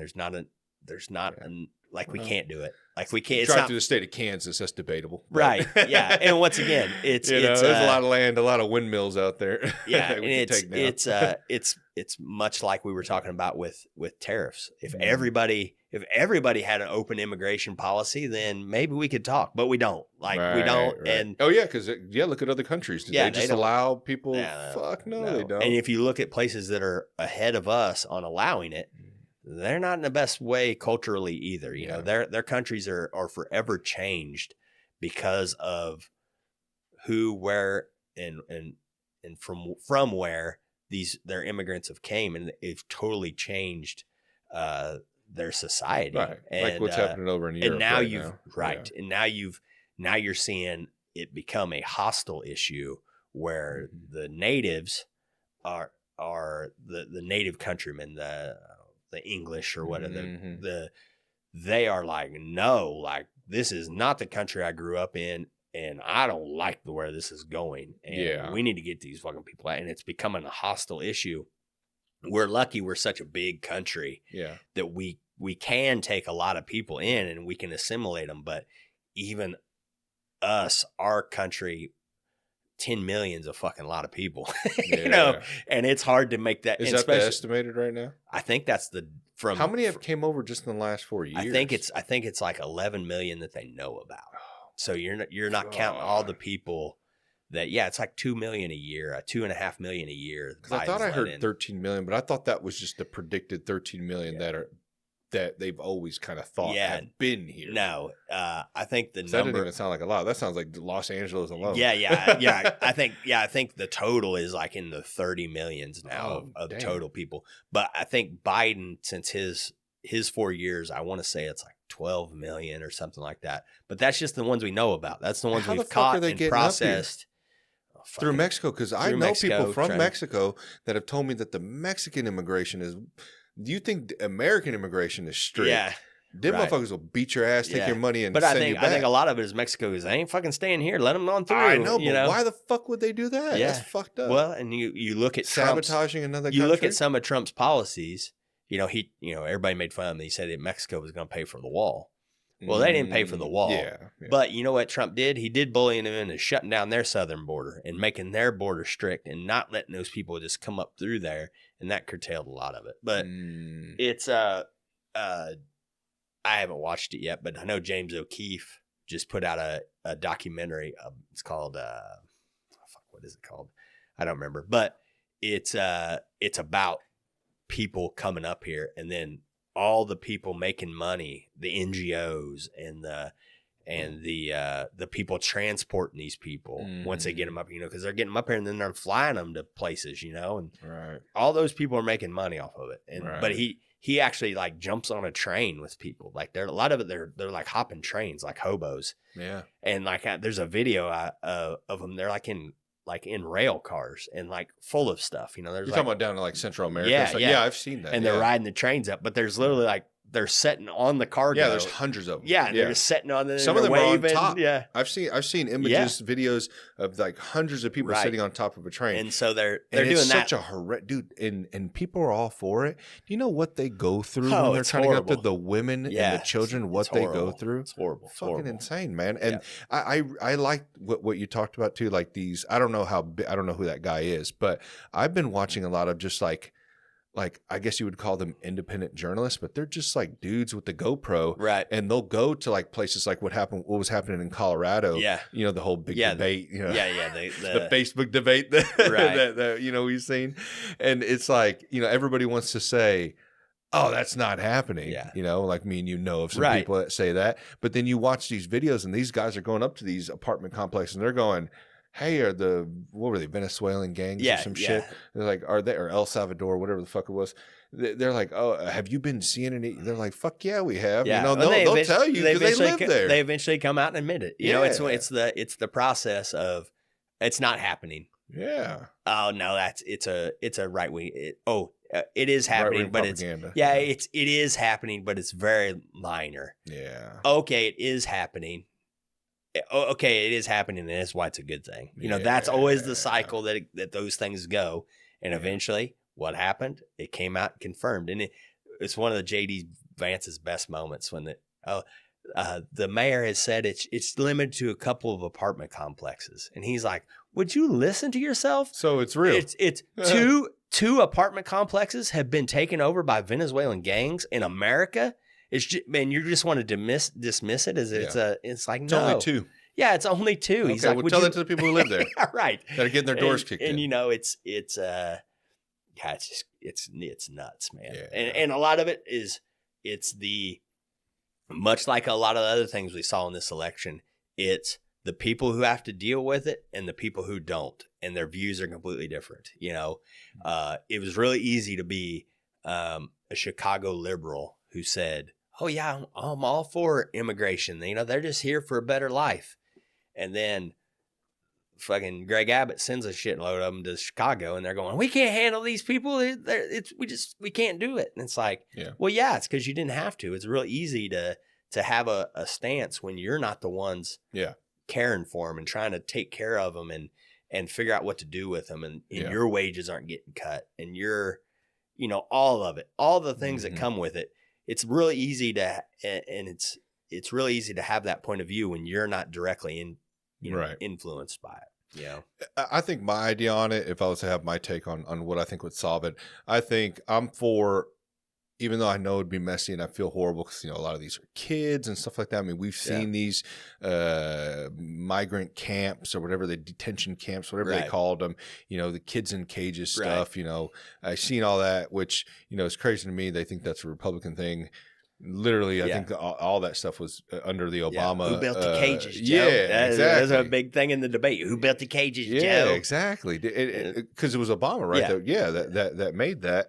And, it's sad, man. Even worse, a lot of like propaganda pictures that they put out. They're staged, yeah. Well, no, AOC they were literally in front of fences and that shit. was all staged. Yeah. But a lot of like the condition, this is what these people are. And it's like, You come to find out, a lot of those pictures were taken is before Trump even got in there. Those pictures were taken. It's like, a lot of, and that's one of the beauties of the internet and Twitter and all that stuff is all that shit gets fact checked. Bringing transparency. Yeah. And then transparency, but also muddying the waters a little bit because you don't know. Yeah. It's getting confusing. Right. You know? But then that's on yourself to be, you know, a little logical and start figuring out, do your homework, you know, on that. But I think what they should do, and I think this would help everything, is I'm with you on the last 4 years. As much as it hurts, and I know that it's easy just to say, send them back. If you're actually there having to see these individuals, it's a whole nother story. I completely get that. It sucks. No one's saying it's not, but it's going to have to happen. Yeah. But I think what would be the smartest decision economically is just saying, like, if you've been here over 10 years illegally already, fuck it, we're going to give you a citizenship. Yeah. Denounce or whatever, resign from your country, and we'll give you citizenship. Now we know that you're definitely paying taxes and you're contributing to society already. Right. So we're not going to lose what you've been contributing to. And then, you possibly, you know, maybe get some more money because now you're not having to work for cheap labor. I think if we went that route, I think that would help a lot as well. But at the same time, we tried that once. Yeah, during, what was it? Reagan. Reagan did it. Reagan did a mass amnesty. And it benefited a lot of people. I know a lot of people that have benefited from that. Yeah, but it also changed the fucking whole state of California. Yeah, you know, politics wise, is that what you mean? Yeah, and culturally wise. Because what happens is, for one, when you do that once, there's a bunch of people going. I'm sure after Reagan did that. And I wasn't, you know, I was a little kid. Yeah. So, well, I guess I was going to say at the end, lock down the border after that. I mean, that's what I'm saying. But at the same time, there's always, once you do that, there's always the chance that, if I can just get in and I fucking hide out for 20 years, they'll do another amnesty and I'll be able to get it, you know? I get what you're saying. And so there's a fine line. We talked about it last time I was on too. There's no easy way to do it. There's no way to make everybody happy. There's going to be hardship. There's going to be heartache. There's going to be tough images that we're going to have to see. But we can't just let our country be overrun. You know, and have I been directly influenced by it? No, not directly. But you go out on a job site, construction job site. Mm-hmm. And you're like, oh, there's 1, 2, 3, 5 jobs right there that somebody else could have, an American could have, you know, and they're not shit jobs. You know, we're not talking about the chicken process. We're talking about framing houses, painting houses, like people will do that job, you know, and it's just, you know, so you do see it, you know, we see it in our cost of living, you know, when you put 10 million people in it, they got to live somewhere. They either got to rent, or buy a house or whatever. Well, that's going to drive the prices up because there's not enough supply to accommodate those people. And then when you add in the government money on top of it, so now they're getting an allowance. They're getting however much a month that the government's just giving them. Which is new. Yeah. But. Because I know before they weren't giving anything. There was a misconception on that. But like, a lot of that's like Springfield, Ohio. A lot of those Haitian immigrants are getting like $3,000 a month or something fucking crazy. Yeah. And it's like, okay, well now you have all this, it's inflationary basically. You have all this money that's not being earned with labor. So they're not contributing anything. They're just giving in it. And then they have to spend it. Well, now the people who live there, their rents are going up. They don't have the income that the migrants do. And so it just fucks the economy up. It fucks everything up. And now you got hostilities because people are resentful. Like, fuck, I've lived here all my life and now my rent went up $500 and I'm out of a house. Yeah. And now, you know, it just causes problems. And so at a certain point, it's gotten out of hand that we have to zero it out and then try to rebuild. And it's going to be tough. It's going to be hard. There's going to be shit we like and we don't like, but we just can't do it like we've been doing it. And I think you saw that in the election. I think the border was a huge, huge issue for Trump. And now He has a mandate, that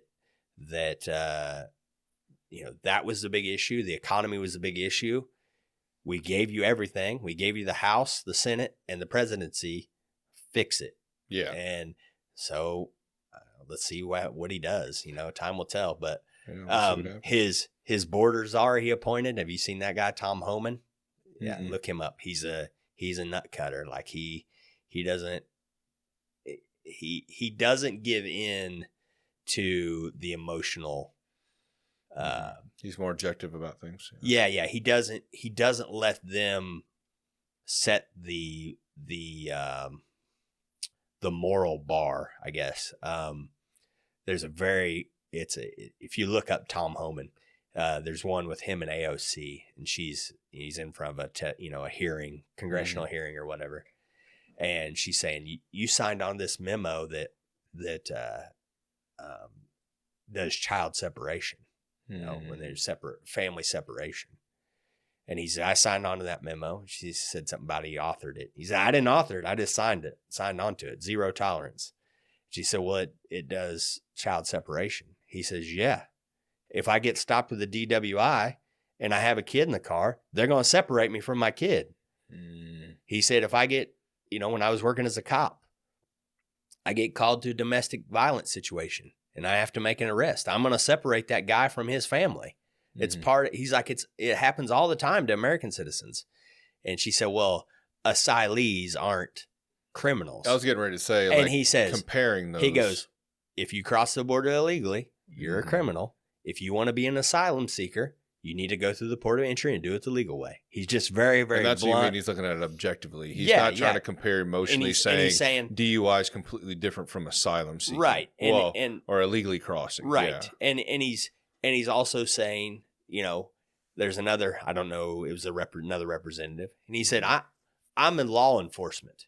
He said, if you don't like the way the law is written, change it. You're the legislator. Right. You change it. I'm enforcing the law the way it's written and the way it's meant to be enforced. If you don't like the way you need to change it. Yeah. And he said, we can't just do this. Oh, we just don't follow these laws, And he goes, because then what happens is you encourage it. You encourage law breaking. When you allow law breaking, you encourage law breaking. Right. And then where does it stop at? It's the same thing with all these smash and grabs and all this shit that California did, which I don't know did you see where they passed I don't remember what it was, Prop 36 or something like that in California, passed like 80%.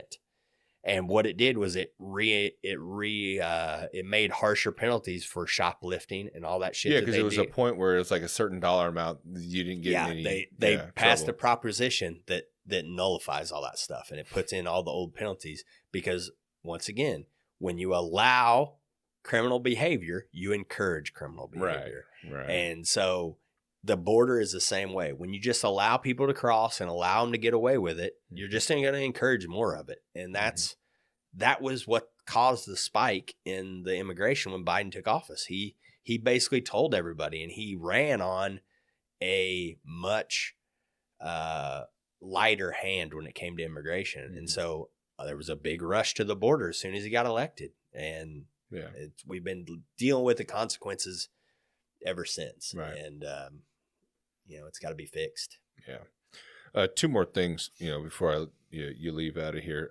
I wanted to talk real quick about Elon Musk getting appointed to the DOG, the Doge, Department of Government Efficiency. What do you think about that and him cutting down, kind of going in what he did to Twitter? To him the federal, and Vivek is with him too. Yeah. We'll see. It sounds good in theory. Yeah. That's how I kind of felt. Yeah. It's an unknown. I like it in principle. I like it in theory. You just think they won't be able to do it, or do you think it just what they're trying to do doesn't make sense? No. I think what they're trying to do makes total sense. Okay. I think they're going to have a hard time accomplishing it. Right. I think there's going to be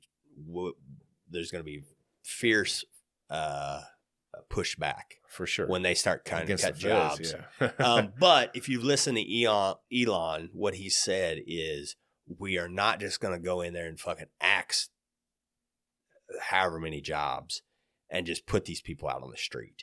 We're going to try to target it, and we're going to say, you have 2 years. Yeah. Or okay, we're going to give you a severance of some kind where, yes, you're not going to have to come to work, but you're still getting paid, but it gives you a little cushion to go find something in the private sector. Yeah, but I'm kind of like, if your job's getting cut, it probably wasn't needed to fucking begin with. So right. why are we even doing that? Yeah, You know but what I mean? it's the same thing. It's a big jobs program. You can't just go in there and put 30,000 people or however many out of They a do job. it to the normal workers. We got to deal with that shit, right? Yeah. I mean, we get laid off. There's no fucking severance package. But why do they get some type of benefit more than the common folk? Because you got to have, because if they don't offer that, for one, government employees are very, very hard to fire. That's part of the problem. Yeah. That's part of the problem.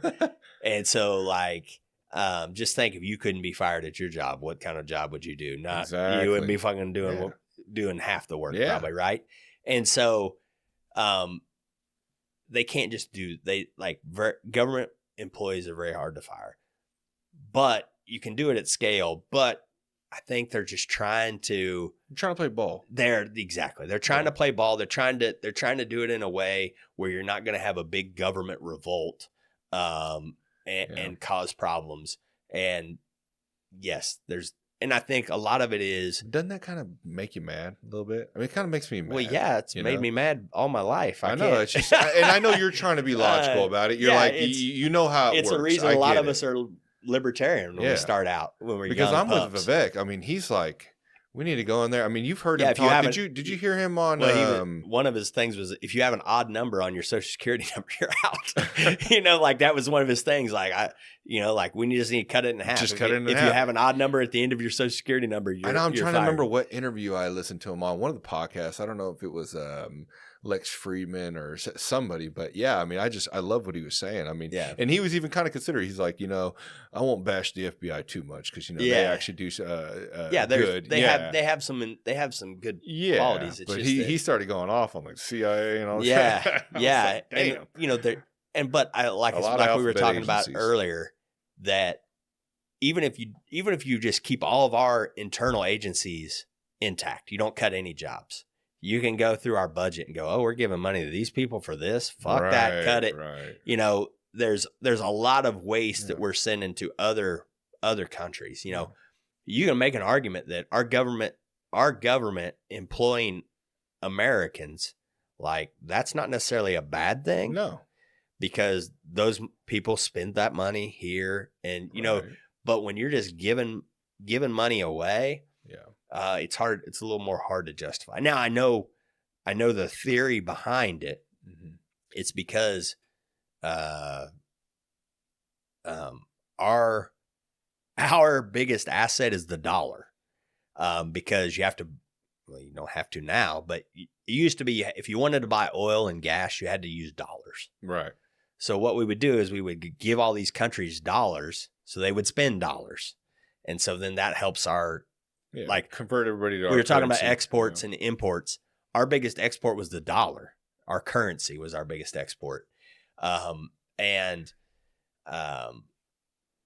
So once again, I know why some of those programs, why we're giving countries that money, is because we want them to spend it. They want to keep our dollar strong, and that's how they do it. Mm-hmm. And so there's a give and a take of what you can cut, but everybody will admit there's a lot of waste in DC, and any cuts we can make are good. So the DOGE, the Department of Government Efficiency, I don't see it being a net negative at all. Like, anything that they can cut, anything that they can slash is a positive. Yeah. It's just a matter of the scale. And I'm not getting my hopes up that they're going to cut. I mean, even if they can cut 10%, and I don't think they're an official government's agency. I think they're more of like a suggestive body. Like, hey, Trump, these are what we think. Or tell the Senate to cut this stuff. I think that's how it's going to go about. Right, because we forget, Trump can't just sign off on shit. He's got to actually take it through the chain. Yeah, depending on what it is. And like I said, he can form this committee or whatever as an executive committee or something. Mm-hmm. But as far as them actually having the power to just go in and cut shit, they're not going to be able to do that. Right. there's going to have to be some kind of oversight. But it's like I said, they can recommend we need to do this. At least bring it to light, right? Which would be nice because with everything going on, I mean, shit gets buried. Yep. You know, and then so we find out about it 2 years later. I'm excited about it.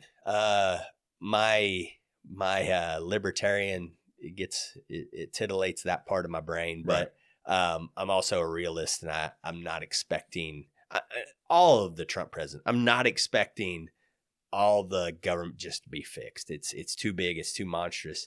Right. So, but I think we can maybe correct it and put it on a better path going forward. And if the Doge is part of it, then great. You know, I'm all open to it. I'm more excited about the guys running it than I am.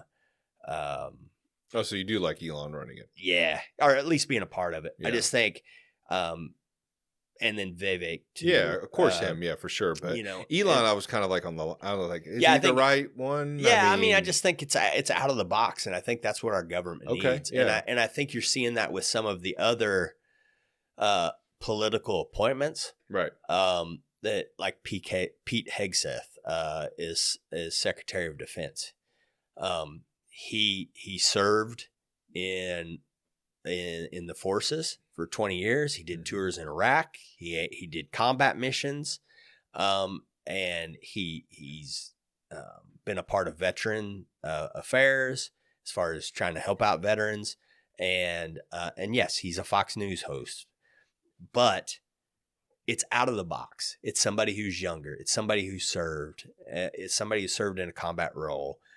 And it's somebody who can communicate with his Fox News gig. Like he knows how to communicate and get his point across. And yes, is it the traditional general with a bunch of shit on his jacket? No, it's not. But where has that got us? Right, exactly. Let's mix it up. We already got the apprentice guy in there. Fuck it. Let's get some different guys in there. And like, I think it might have been that Scott Jennings on CNN. He said, the American people voted for the non-Washington tradition, right? They rejected that. So why not reject it in other places too? And so that, you're seeing, try, right? You're seeing some, some picks like that. He's probably the biggest outlier as far as appointments. Yes, Vivek and Elon being appointed to that. That's a little more outside the box, I guess. But I think the American people are ready for it. And I'm not thrilled with all of Trump's picks, but I'm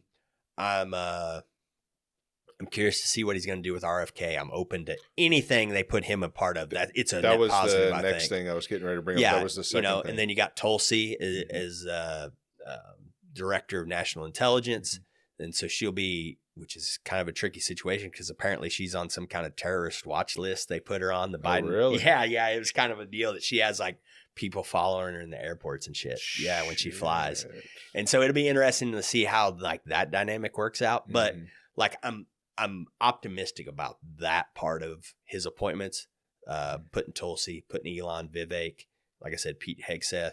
There's some other ones I'm like, not the best. Not who I would pick. It came out today that he did confirm Marco Rubio is going to be his choice for Secretary of State. It's a little, but I think it kind of shows where his priorities are. Outside of the box thinking when it comes to our own government, but maybe a more traditional, traditional outlook as it pertains to our government looking out to the rest of the world. Right. I don't think you want to get too chaotic with Secretary of State who's way radical, right? You know what I mean? Like let's just say Ron Paul, who's like a isolationist. Like you don't want to necessarily make him our window to the rest of the world, our spokesman to the rest of the world. So maybe Marco Rubio does fit that a little better. Yeah. Not too crazy about Kristi Noem being our Homeland Security director. But it is what it is. You can't, nobody's ever going to get everything they want. Win them all. So you're going to take the wins. I'm excited about the wins that we get. He nominated Matt Gaetz as Attorney General today. That kind of shows that He wants somebody in there who's not going to stab him in the back, who's maybe going to try to weed out some of the corruption and the partisanship in our Justice Department, and somebody who's not going to back down to pressure from the media and the Democrats too. So I think it shows that he had a plan going into with his appointments, that he's kind of had all this shit planned out. He's had people picked out, the kind of people he wants for different things. And like I said, some of it's a curveball, right? Not normal. But he's a not normal candidate. He's a not normal president. We're in a not normal time. And so I think the American people are ready to try something different. I think that's his election in 2016, his election now. I think in 2016, it's a fluky election, but people didn't want Clinton. It was an indictment on her and her party and her husband and George Bush. Yeah, she got saddled with all that, and people just wanted something different, and they got Trump. And then Trump created a circus, or there was a circus created around Trump by the media and the Democrats. And then you had COVID, and I think Biden was, let's go back to normal. Let's go back to normal. And then Biden came in, and what did he do? And he fucked out. He, opened the border, massive inflation. His COVID policy was horrible. Pull out of Afghanistan, and then it was everything but normal. And then now I think people are like, all right, let's get Trump back in there, and let's really try to make dramatic change to our government and reduce it and calm things around the world down a little bit, make us strong, cool everything else down, and let's see what happens. And I think like I said, he won the popular vote. We won the Senate. He won the House. He has a mandate, and let's just see where he takes it. And I just feel like, anecdotally for me, like even the people who didn't want him to win are just kind of like, let's see what happens. I don't think it's 2016 where you're seeing a bunch of, I can't believe it. What happened? What, I think people are going, I know what happened. The economy sucks. The border's open. There's chaos around the world. And he's saying he can fix it. And our person was tied to it. People understand why he won a little more. And I think they're a little more open to seeing where it goes. Yeah, there's going to be critics. There's going to be pushback, of course. But I just think the country is willing to give him a chance this time around that they didn't give him in 2016 and 2020. So. And if you can't change anything, then we know that there's probably nothing we can fucking do. It's a failed. He's our best chance for this 18 months is our best chance for transformative period in our government. To maybe get back a little more close to our founding principles and for the people. For the people, by the people, smaller government, protect the rights. The Constitution's a hindrance to the government. It's a list of things that the government can't do instead of an obstacle for the government doing that.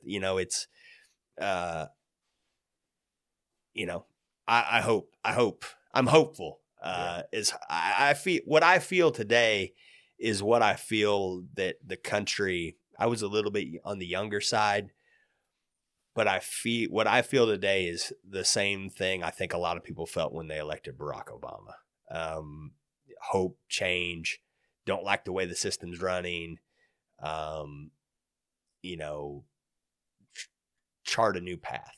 And that's what I'm hopeful now. Like I'm hopeful for change, for the better of our country. Right. And unfortunately for Barack Obama, I think it's a change away from his policies too. What he thought was hope and change didn't go the way people thought it would. And I think Trump is kind of a rejection of that. And we'll see where it goes, I guess. Before I get to that last one with because RFA, I want to cover that real quick too, because that was probably the biggest push for me, was RFK endorsing him. But how do you feel about the and I don't know if that's a real number, but I've just heard hundreds of Republicans switching over to Kamala's side during all that. Like, what happened with all that? Did you see that? As far as Were like, they just bitter, weren't getting their way, when he was in office, blah, blah, blah type shit? Or okay, so I think there's a definite realignment of the parties.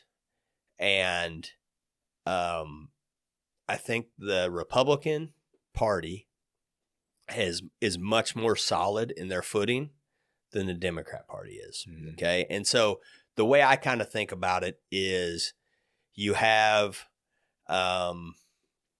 traditionally in the Democratic Party, you have your old school cronies. Okay. They're like your union Democrats. This would be like your Joe Bidens. And there's still some guys. Chris Coons is like one of those guys. Dick Durbin. These older school blue dog Democrats for the working class. They're union aligned, and maybe a little more anti-war. But they're not that much different from the same sect on the Republican side, right? Now this is your George W. Bush. They are the cronies. Maybe a little more Christian oriented, but mainly instead of being union oriented, they're defense oriented, right? They're military people, right? Right. So those they're kind of the same people, right? Underneath that, underneath that, you have kind of the main faction that's kind of taken over both parties, and for a while it's been in the Democrats. You have the Obama faction, right? I think they're kind of cloaked un-Americans. Like, I don't really think they like America, but they don't want to just come out and say it, right? They want to make little changes and make America change America, what America's founding is. And that that's what I kind of think the Obama is. And then on the other side, you've got the MAGA Trump populism part. Everybody knows that, right? Mm-hmm. And then underneath on the Democrat part, you have like your communist, like your extreme Marxist. This is all your critical race theory people, right? Your more radical people. They're at the bottom. This is and yes, there's a blend, right? There's a scale. Nancy Pelosi is kind of in between the cronies and the Obama people, right? And you have AOC, who's kind of in between the communist and the Obama people, right? Mm-hmm. And so that's kind of your three main factions. And so what happened was Obama people tried to kind of play referee between the all right, the union people, like, yeah, we like you, we want to keep you, but we have to kind of cater to these other people too, and it's kind of created a rift. And so what happened was this realignment, and what happened is Trump cut the knees out of the union people, because Trump, there's all the critical race theory. So he political correctness, that was always a aspect of the left, right? And so what Trump says is, I don't like any of that. Well, that spoke to a lot of the blue collar working people that didn't like that shit either. Right. And so with that kind of policy, and then being more open to bringing back American jobs and bringing back American, manufacturing, revitalizing that, he cut out the union part of the Democrat Party. Okay. At the same time, he was a peace president. He was a peace candidate.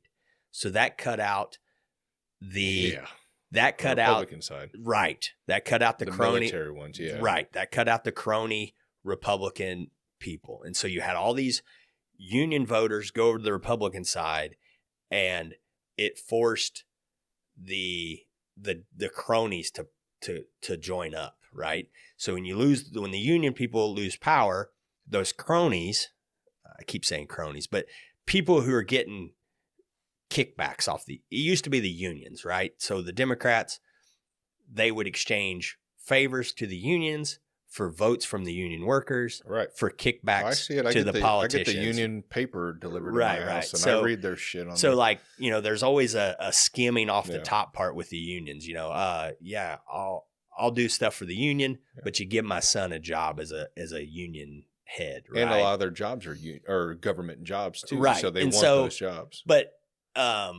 so when you you've started to cut out the base of the unions and they've moved over, and now you have those unions, they still want to make their money, they still want to get their kickbacks. They have joined up now with the Bushies and the Cheneys and those people. Yeah. They have all kind of, like I said, you saw Liz Cheney go over, Dick Cheney go over, you know, more of those hawkish, crony, corporatist, globalist people. They've married up. Yeah. You've seen that with the war in Ukraine. The Democrats are the biggest supporter of the war in Ukraine. They're supposed to be the anti-war, non-interventionist party. And so you've kind of seen that those people marry up. And I think that's what we've seen with the Republicans going over. Those are the establishment people who have made their money in that area. Over probably 20, 30 years. I mean, Right. these people didn't just get in 4 years ago Right, or right. 10 Yeah.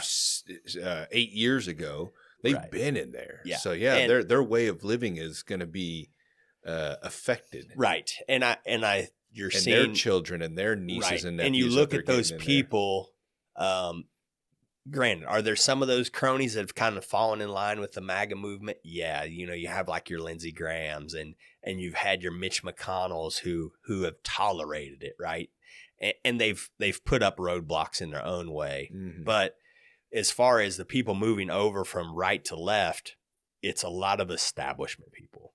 And I think what it was they were trying to figure out which way the wind was going to blow in the first Trump presidency and the Biden presidency, and to see where the Republican Party was going to shake out. And they saw that the Trump influence in the party was stable and here to stay. And the Mhm. populism part of the right wasn't going anywhere. And there's always been, like, the Tea Party was a trickle part of it. You know, it was a hint that there was something bubbling under the surface of the Republican Party. Trump burst on the scene and it bursted out in the wide open. And so I think those people were like, well, there's not a place for me as a warmonger Yeah. in this party anymore. Yeah. The globalism isn't a part of this party anymore. The Democrats are, because of Trump, they are now in opposition of Trump. And so we'll join up. And so I think that was a lot of the crossover. So I think it was driven by Trump, really. Because they ran with that. They're like, look at all these Republicans coming over to Yeah, us. Something's wrong. Yeah, and I think it And bit it's him- like, okay, well, you're just, why? right. Tell me why they're going. Yeah, over yeah. there. You And know I what think mean? I think the American people saw through it. You know, Right. Dave Smith, like, these fucking people, like, you're joining up with Liz and Dick Cheney. Oh, yeah. Like, no, that has the exact opposite effect you think it does. And Right.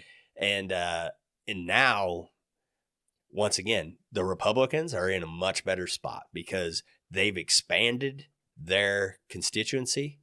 You know, they've got you to vote for them. They now are putting a lot of people I know they've gotten to They're push not- to vote for. but them, now yeah. they're not. It's not just empty words and promises. You can see he's already appointed Tulsi. He's probably going to appoint RFK to something. You know, you're starting to see, like I said, once again, Pete Hegseth out of the box. He's starting to deliver. You know, Tom Homan is immigration. He's starting to try to deliver on the promises he's made, and he's trying to bring back the working class. He's trying to, you know, he's trying to cater to his constituency now, and not what the constituency was 20 years ago. Right. And the Democrats they're in a rough spot because I think the Obamas are like, peace. We've got our millions. The disaster that happened with Biden and Harris and all that shit, we don't want any blame. We don't want to try to rebuild this party. And so now you have, without the Obama people there, you've got two factions. and they are at odds because you have the cronies who are the Cheneys and the Pelosi's and the Chuck Schumers and the Dick Dirt, all these people who have been there for the establishment Democrat / neocons. And now you have the radicals who are your anti-Israel people. They are your Bernie Sanders, socialist people, your critical race theorist. And you're already starting to see this play out in the media that people are going, we gotta cut out the calling everybody a racist and misogynist, this identity politics. We got to cut all that stuff out. Well, now you're seeing the backlash. No, we're not cutting that out. That's what we want. That's what we've been running with. Yeah. And so now you're going to have, that's going to be a really bad battle. I think you're going to start seeing a lot of the same stuff you saw from the Trump presidency, the first one, that you're going to see opposition to each other, to inner party fights. Right.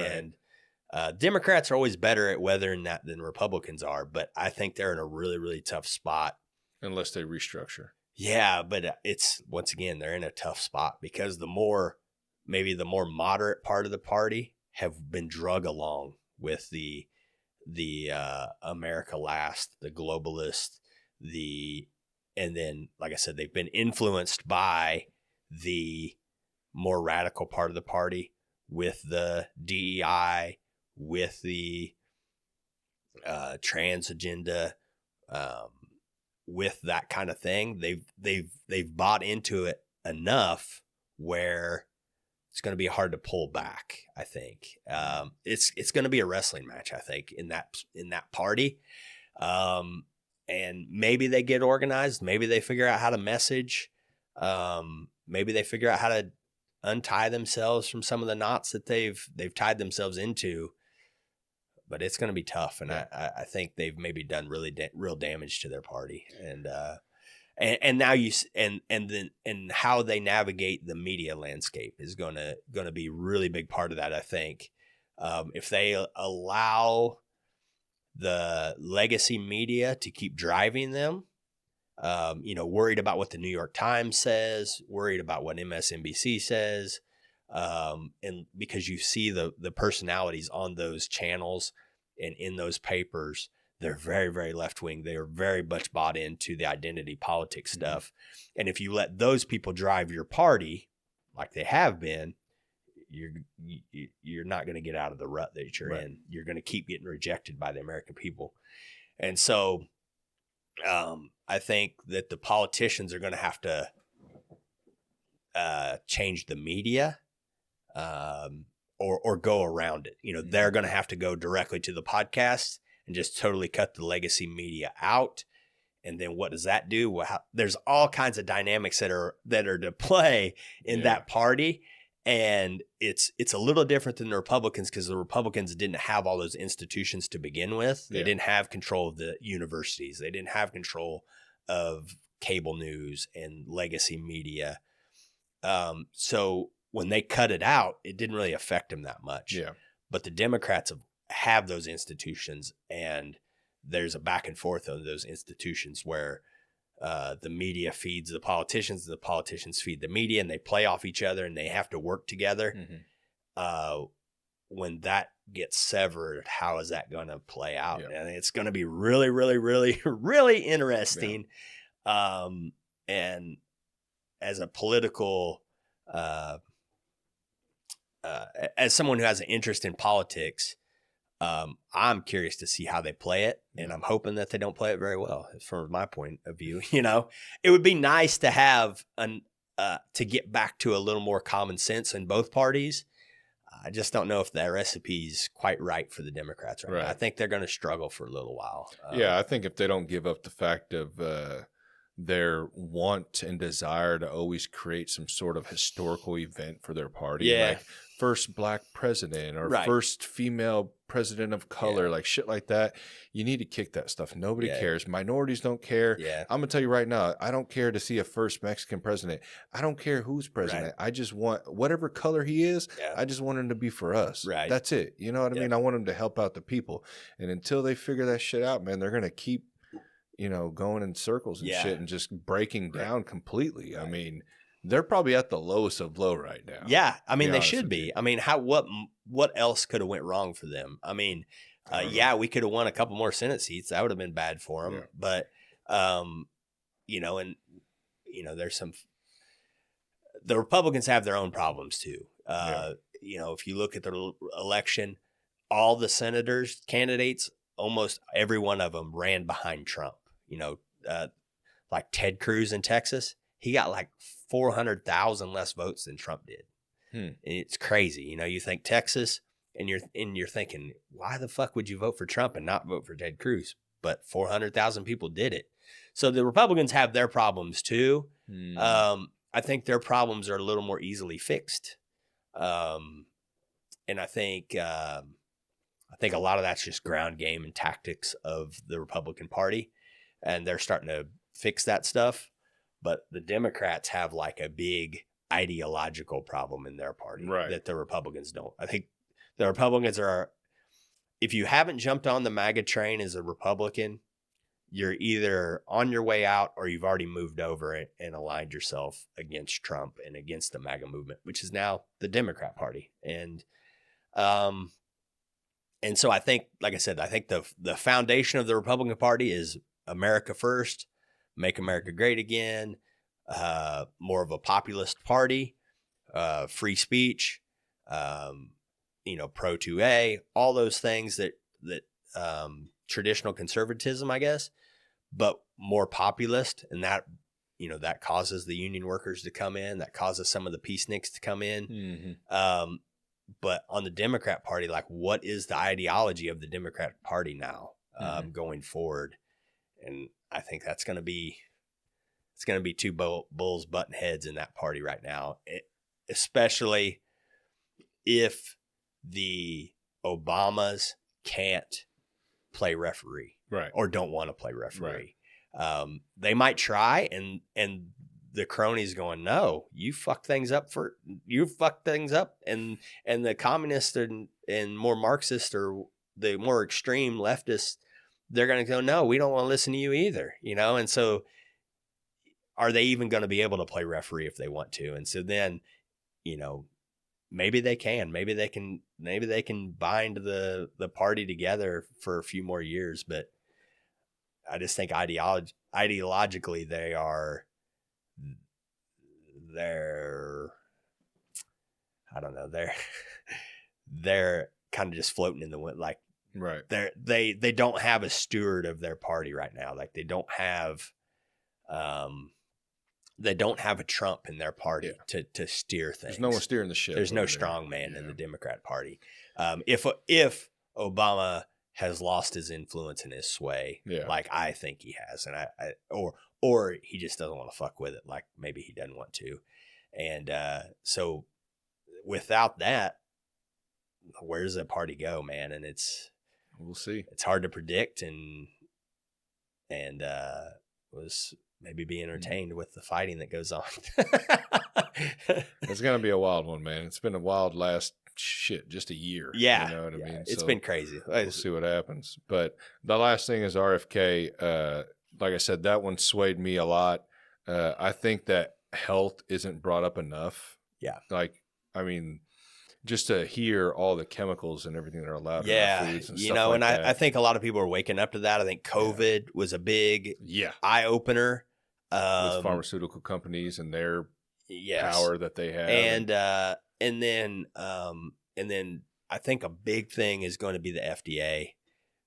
What we're allowing in our food, compared to what other countries allow, and I don't know if you've seen the congressional where they hold up the 2 bags of Fruit Loops. Yeah, and one's color, one's the ones Americans are like neon, and the other ones aren't. Yeah, and like people see that, I think just like that, the American people go, oh, yeah, that's probably not good. And when you think FDA, you're like, oh, those are the people that are protecting us. Yeah. And they're not. And it's not. And I think, like Trump said, if we can keep Bobby in that part, because he's very passionate about it. Yeah. And he's knowledgeable about it. He's dealt with that before. And I think he's seen where the problems are. Whether he can implement the fix, he can do a lot. If he gets put in the head of that, he has a lot of control. Have they not appointed him that yet? No, they haven't appointed him an official I guess post this won't yet. come out till next week, so this is November 13th right now. So and so maybe by the time I drop this, right, he might have an appointment. Hopefully, man. I feel like if he did everybody else that he was speaking about, he's going to do him as well. Yeah, I think a lot of it is, it's very inspirational movement. They adopted the Make America Healthy Again. Yeah, that is that it's like who doesn't want to do number that? One, and I feel like number one priority. And he talks about chronic disease, very important. And I think he thinks it's going to be like, it's not that hard to fix it. We just have to stop allowing the tens of thousands of chemicals that are being allowed in our right. food. Yeah. Clean up our food. That's a big one. Yeah. Promote exercise. Stop That's another letting one. Unhealthy people give us health advice. Look for alternative ways to treat people. He talked about this in a recent post that, you talk about peptides and you talk about hyperbaric chambers and you talk about, testosterone replacement therapy. Right. That kind of thing. Yeah. More natural, acupuncture and stem cells and blood spinning and all this stuff that the reason it's not mainstream and the reason it's not pushed is because the pharmaceutical companies don't have patents on it, and therefore they can't monetize it the way they can with prescription meds. Yeah. And so if you can cut into that a little bit and start making more of that a focus and make it more, less restrictive on people to do it, I guess. And then a big thing is stop letting the people that regulate that stuff go work for the companies that they're regulating. Afterwards. Yeah. And retire from the FDA and get a spot at Pfizer making $400,000 a year. And, that would be the biggest, if he can stop that, that'll be the biggest benefit. Because I think so too, because think about it, man. We are what we eat, the way we think, you eat like shit, more than likely you're probably going to feel like shit. You're probably going to be a shit person, and it's hard. It's hard because we're being lied to. Yeah. And it's a cost and convenience plays a part in it. Right. And so we need, and I'm as guilty as anybody. I eat out way more than I should. Yeah, I'm probably going to hit Whataburger on the way home. But it's, it shouldn't be a full-time job to monitor your food that you buy at the grocery store. Right. Like we shouldn't have to reading every single label, hoping that bad shit's not in it. A word that you've never even heard of, like some type of, them long fucking ingredients. You're like, what the fuck is that? Or red 14 or, artificial colorings and stuff. Yeah. Like, I don't think. And our addictive properties too. They're putting addictive chemicals in so you keep coming back. And it's, I think, I don't know what led to, I'm sure a lot of it's marketed towards kids like bright colors and that type shit. I just think that the American people, like, once we don't have access to it, like, I don't think anybody's going to go, these Fruit Loops were a lot better when they were brighter colored, Yeah. I just think my Fruit Loops are red and blue and green. Like, right. I don't think it's going to, I give the American people more credit that they are not, that they would rather have healthy food than to be victims of a marketing campaign or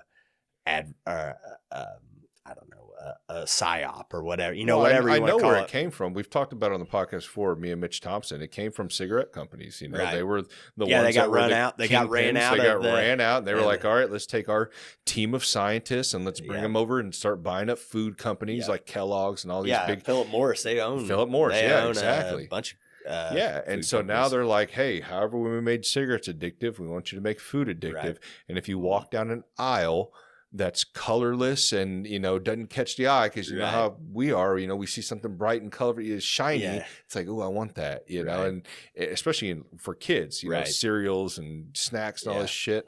It's a selling factor. And then adding the addictive chemicals in there in order to get people to crave that more and more. I mean, you start to look at food differently. It's crazy. And this is coming from a guy, just like you said, I'm not clean. I go out to eat too. Yeah. I like the shit. But can we take some of the shit out of there that doesn't need to be in there? Yeah, and I think there's all kinds of things you can do to make America healthy again. Yeah. Put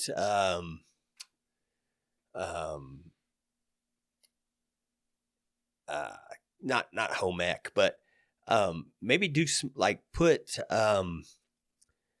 make cooking and food prep, make that a part, make that an elective in high schools. I think they do, because I took there's foods and stuff like that you have to take. Yeah, and when so I was in school. But I know in my school we used to have a home ec in my class school, but then they took that out. But and it may be optional, but I know I took one. And they maybe teach you how bigger, to cook and stuff like that. Yeah, maybe bigger schools do offer that. But was it now. healthy? Probably not. I think we were making cookies and shit in there. Yeah. But even that, making your own cookies is way healthier than buying the Chips Ahoy and Oreos, I'm sure, as far as processed and all that stuff. Yeah.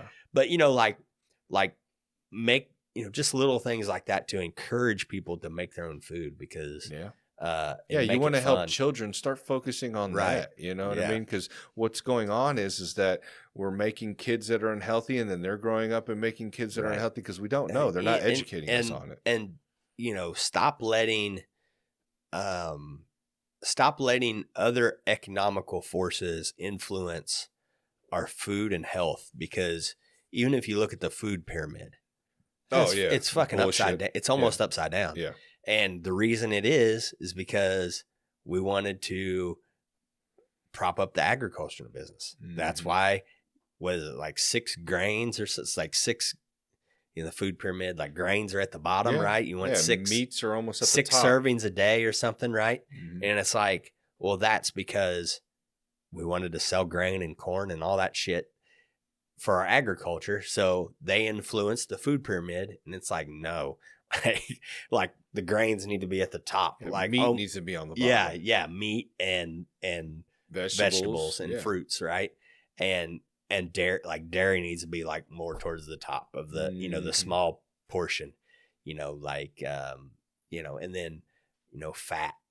There's been a crackdown on fat for 30 years, and it's I know people are taking fats out of their meats and stuff like that. It's no, you get energy from 2 things: fats, carbs. Yeah, carbs are not good. That's where you get a lot of your inflammation and shit in your gut. And there's good carbs and bad carbs, but it's a lot easier to cut all the carbs. Just get meat, fats. Right. That's where you're going to get your energy from. And it's there's, or do a low carb, right? And there's even been more research coming out about cholesterol and sodium. Eating eggs is bad because it raises cholesterol. Yeah. There's different cholesterol. Eggs have changed 10 times since I've been alive, whether they're good or they're bad. I think they're probably good. We've been eating them for fucking years and years and years. I eat 10 eggs a day. So it's and I've just recently gone on a low carb diet. Like I said, thanks to Mitchell Thompson. He's the one who kind of introduced me to all that stuff.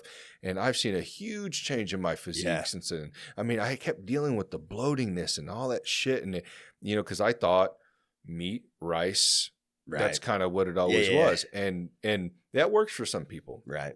But for me, my body was not taking it. And I think they've even saying you can trace your DNA, your ancestry, and what can go with you and what can't. Blood types even. I've heard that too. All I did was I was like, let me just cut it out and see what happens. And I still eat, carbs, but it's very low. I mainly just eat fatty red meats now, Yeah. and veggies. That's what, like, they talk about like the carnivore diet and that stuff. And they said, it's a good baseline. Like it's a good reset to reintroduce. Yeah. Afterwards. And then like cut it out, just go to meat and then zero yourself out. And then you can add, I'm going to try some rice. Oh, I really felt like shit after that. Yeah. Okay. Maybe I won't eat rice, but maybe I'll eat, vegetables. Or Maybe even I tried brown rice. Ooh, that's not making me feel good. Yeah. Let me go to white rice. Right. You know what I mean? Can kind of play, but you're zeroed yourself out. I don't think carnivore is probably a long-term fix. Or rice 7 days a week is not good. Let me try 2, 3, stuff like that. You got to play with it. You can, and once again, everything is good in moderation. It's and that's something that a lot of people have trouble with. But I'm very optimistic about this presidency and the people he's appointing and the promises he's made. And I think a lot of the promises. But you know how you said they're going to get kickback trying to deal with the feds? I think they're going to get that same power of kickback back from the food industry. Yeah, they probably will. And but I mean, you got to try. You got to start. You got to start somewhere. We're talking about it, so that's what I'm happy about. But the big thing is, it's become an issue. Who before RFK was talking about health? That's what I said. That's why I'm glad that we're talking. It was a non-issue, and it became a really influential issue for a lot of people, and so that's where it's a grassroots movement. You know, it's RFK was a spark that has ignited something within the American people, and they want and I'd say a huge part to podcasts, and I'm all for like journalism, like actual. I think we need real journalism, but we haven't been getting that. And it's like I said, you need long form, and podcasts and video podcasts. Yeah. They are the most digestible way to get complicated subjects out to the people. Before that, it was. Maybe you can get, you got your university studies, right? And your peer reviewed papers and that kind of thing. But nobody fucking reads that shit. You can't. And it's easy for the powers that be, the special interest. It's easy for them to knock that stuff down. It's easy for them to influence it. Yeah. Or they can say it's out there, but you just didn't look at it. Yeah, right. Oh, thanks, asshole. And, thanks for making it complicated. And it's when you can start diving into that stuff like RFK has done and others, when it comes to that, and you can have a long form discussion, you can bring up facts and you can bring up studies and vaccines, what he's been talking about. And you going from like 6 to 60 or some shit. Yeah, and it's 72. But like I said, the media landscape is why that issue has become more prominent, because we've been able to have those long form discussions. It's been easily digestible for the people, for your everyday Joe. Yeah. And like I said, it sparked something, and let's see where it burns, and let's hope it burns some of the lobbyists and the special interests. And like I said, anything he does to help that is a net positive, and you have to look at it that way. Much like Trump's first term, is there some shit in foreign policy he did wrong? Yeah. I didn't really like that he fucking sent missiles into Syria, but the overall net was a net benefit compared to where we were. He made our foreign policy better than it was, and like, you can't just expect him to fix everything in 4 years. Same thing with all this health stuff. Anything that you do to help correct it is a net positive. You can't hold him to the high, he's still working within the government framework. Right. There's a lot of shit to undo, but anything he does is a net positive. And there's so much of that, same thing with Doge. Anything that they can accomplish is a net positive. I say just always follow the money when it comes to things, because that'll tell you a lot. And just like even with the RFK, who's the lady that was prior to him? Like, they were showing comparisons. There was like this really obese lady and him, and they were showing them compared to each other. Who is that lady? It's probably the She's the head of something. It's probably Rachel Levine, and she's a trans. Is she? Yeah, it's probably. What is she the head of? She would be Health and Human Services. Okay, so I think that's what they were trying to show on that meme. They're like, look at this dude. This dude's like 70 years old and jacked. Yeah. And then look at this lady. Right. This is who you want to take your health advice from? Yeah. That doesn't make any fucking. If I was to go work out, do I want my personal trainer looking like that? Right. No. You know what I mean? Like, let's be realistic about it. But yeah, like I said, I'm with you, Blake. I'm hoping I see change, man. I really am. I'm optimistic about it. I think just seeing that team of people that we discussed, I think even if it's some change, better than none. Right. It's out of the box. It's a coalition that we haven't seen in politics in quite some time, and I think we should all give it a chance. Yeah. If not be optimistic, and for some of the topics we've talked about, the border, immigration, foreign policy, economic policy with the tariffs, and then the health part. Why would you not be working to make those things better? Even if we don't think that the way to go about it's the same or whatever, I think we should all be driving towards all those goals. And I think to root against positive change is not helpful, and it's only going to create more divide. So I think, and we talked about that, and we might have been off air, but I just feel like everybody's kind of willing to give this administration a chance, even if they don't agree with, even if they didn't vote for it. I think there's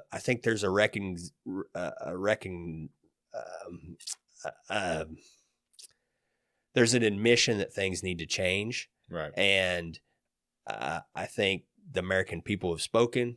We've got a mandate, and let's give them a chance, and let's hope.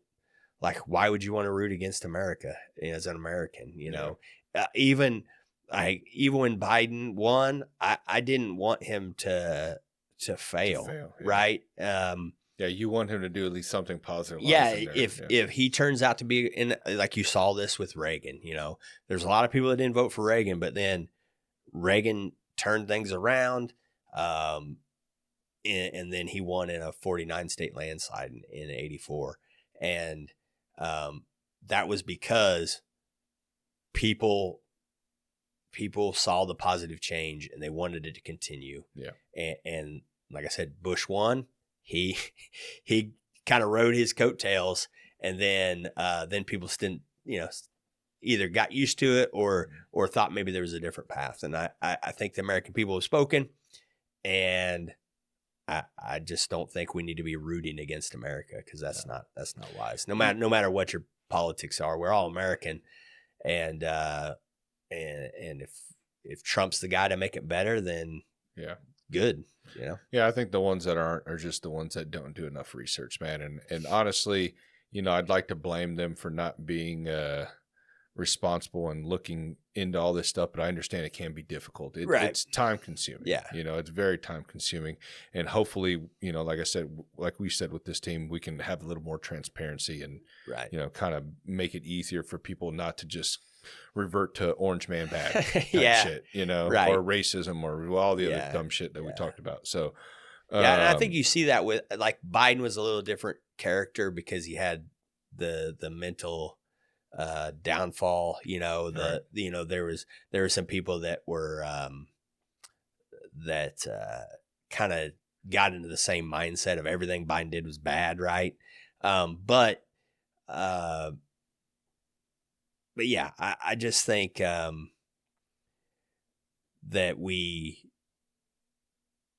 hopefully the harsh partisanship kind of softens a little bit, and we can kind of move forward together. And that's going to require us more, speaking as myself, maybe be not so antagonistic towards the people that don't agree with me. And that's part of the being in the opposition party. When Biden was in there, it's way easier to make fun of them, right?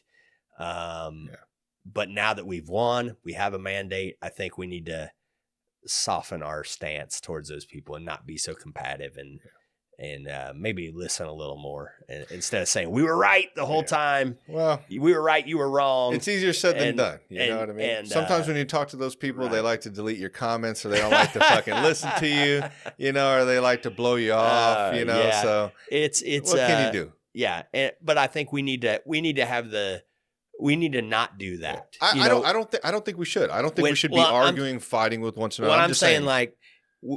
I know what you're talking about deleting comments and all that stuff. But now that I'm not trying to lump you in, but me as a Trumper, when somebody comments on my shit or comes at me, I think I should not delete them. You know what I mean? Like, I don't think I can treat them the same way they've treated me. I mean, I haven't personally seen that, but maybe, but I want.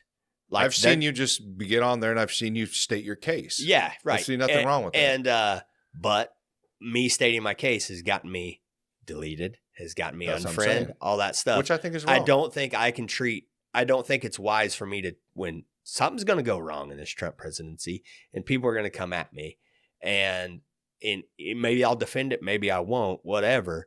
But I don't think we can take the same tact that they have. No, I don't either. I don't think we need to bring them in and say, I understand. Like, I see where you're coming from. This is how I see it, and try to do the same stuff we've been doing. Yeah.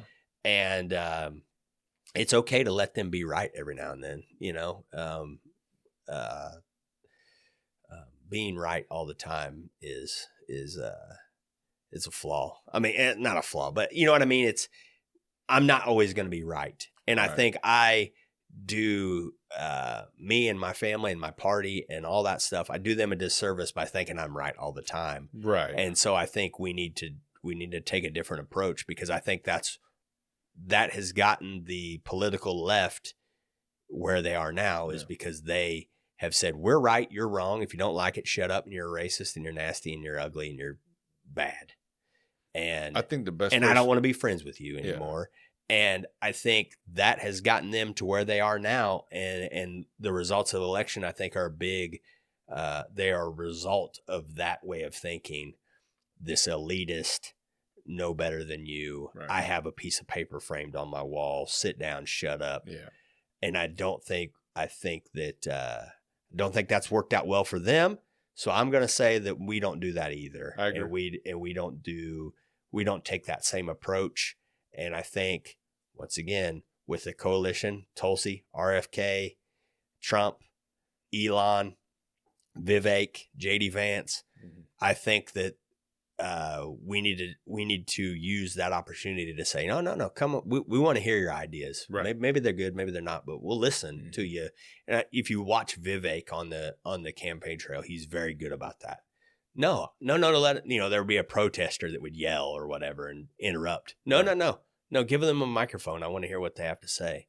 And then you converse, and then lowers the temperature down, but then it makes them defend, and it makes them analyze their own positions. And I think that's going to be beneficial. And so us as the winners, us as the party in charge, we need to be open to the opposition and be friendly to it. Mock them when they need mocked.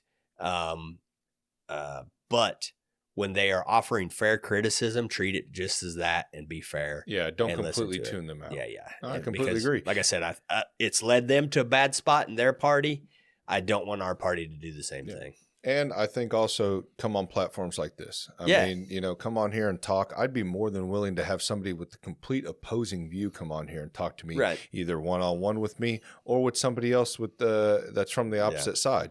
I think that's healthy, as long as it's done in a respectful manner. You can have disagreements, you can have, your arguments, but as long as at the end of the day, you both respect one another and hopefully maybe left with, change your mind, or just even, give a different angle, right? I didn't think of it that way. Now that you say that, I have to reanalyze my positions. There's been a ton of stuff like that. And that's why I'm big on this too, is like even here locally, like, yeah, we're not on some grand scale, but even if we can make small changes here locally, Right. having local council members on here, having local senators or governor, or even, who knows, Right, you know what I mean? Starting at your local level and having these conversations, I think can create transparency. And if it's done in all these cities, little podcasts here in all these cities, I think it would help out a lot. Yeah, to where people can talk. I said, I think this medium is going to be a bigger force going forward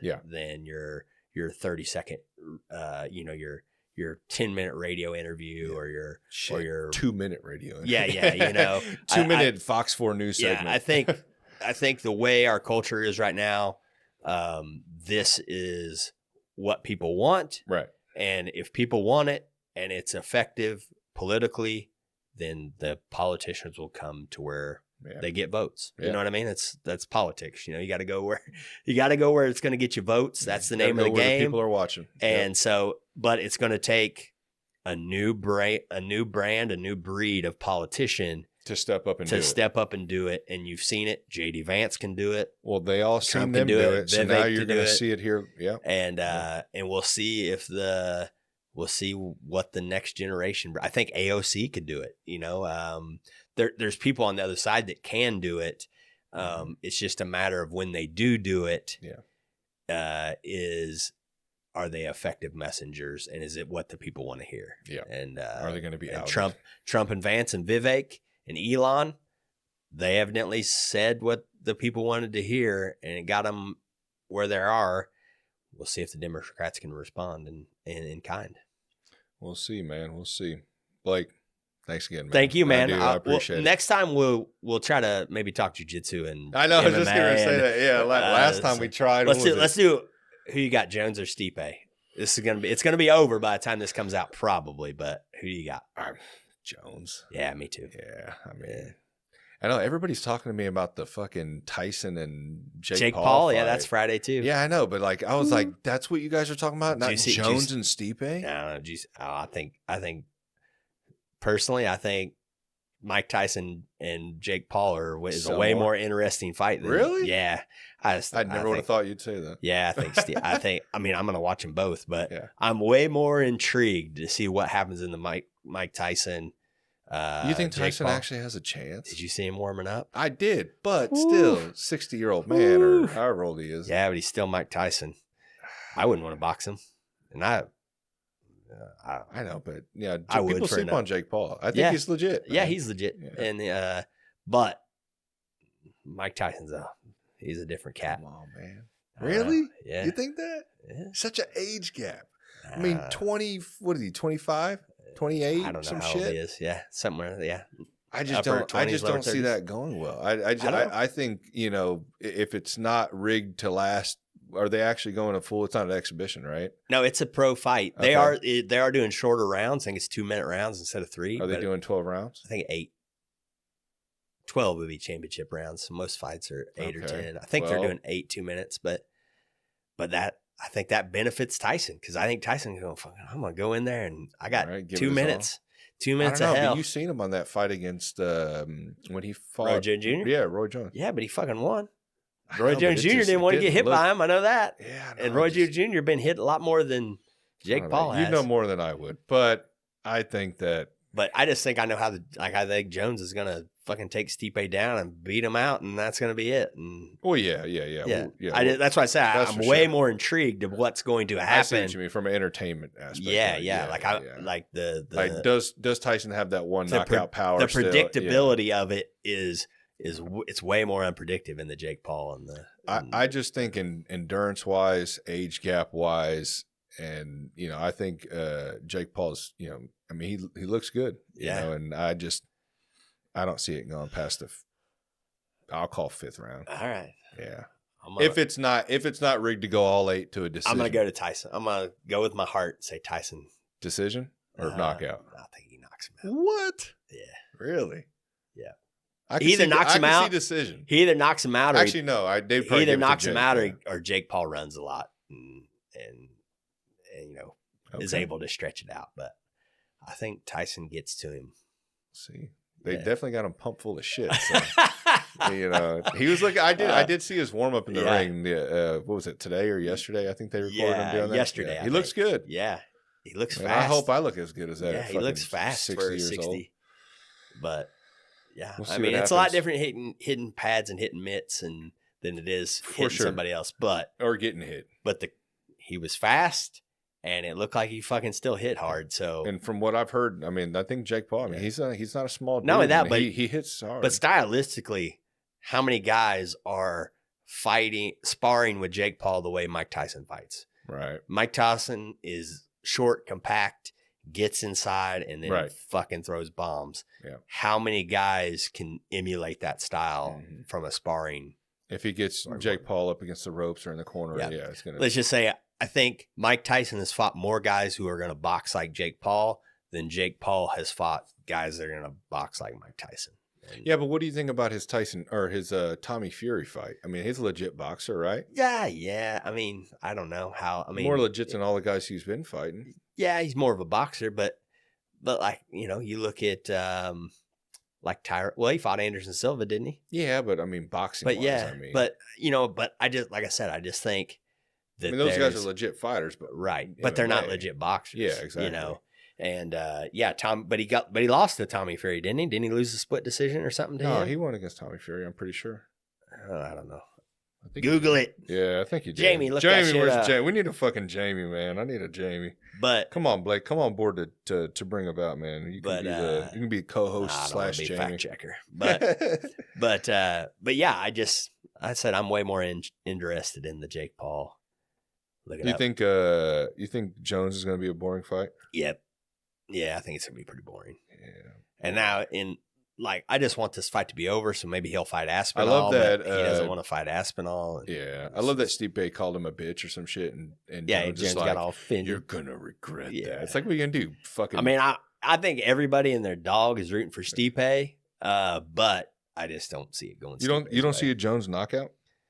No, I think he's gonna either choke him with a darce on the ground or pound him out on the ground.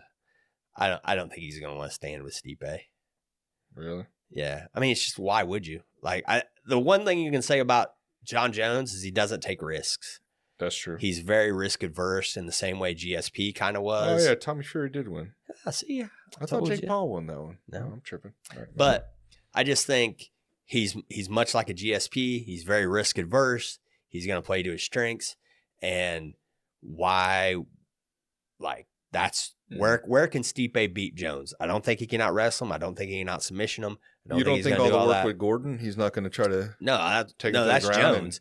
Yeah, I think Jones is going to do that. That's what I'm submission? saying. Yeah, I think if you look at it from Jones's point of view and you say, where can Stipe beat me? He can beat me standing. If he hits me with a punch and he's got power, he can rock me.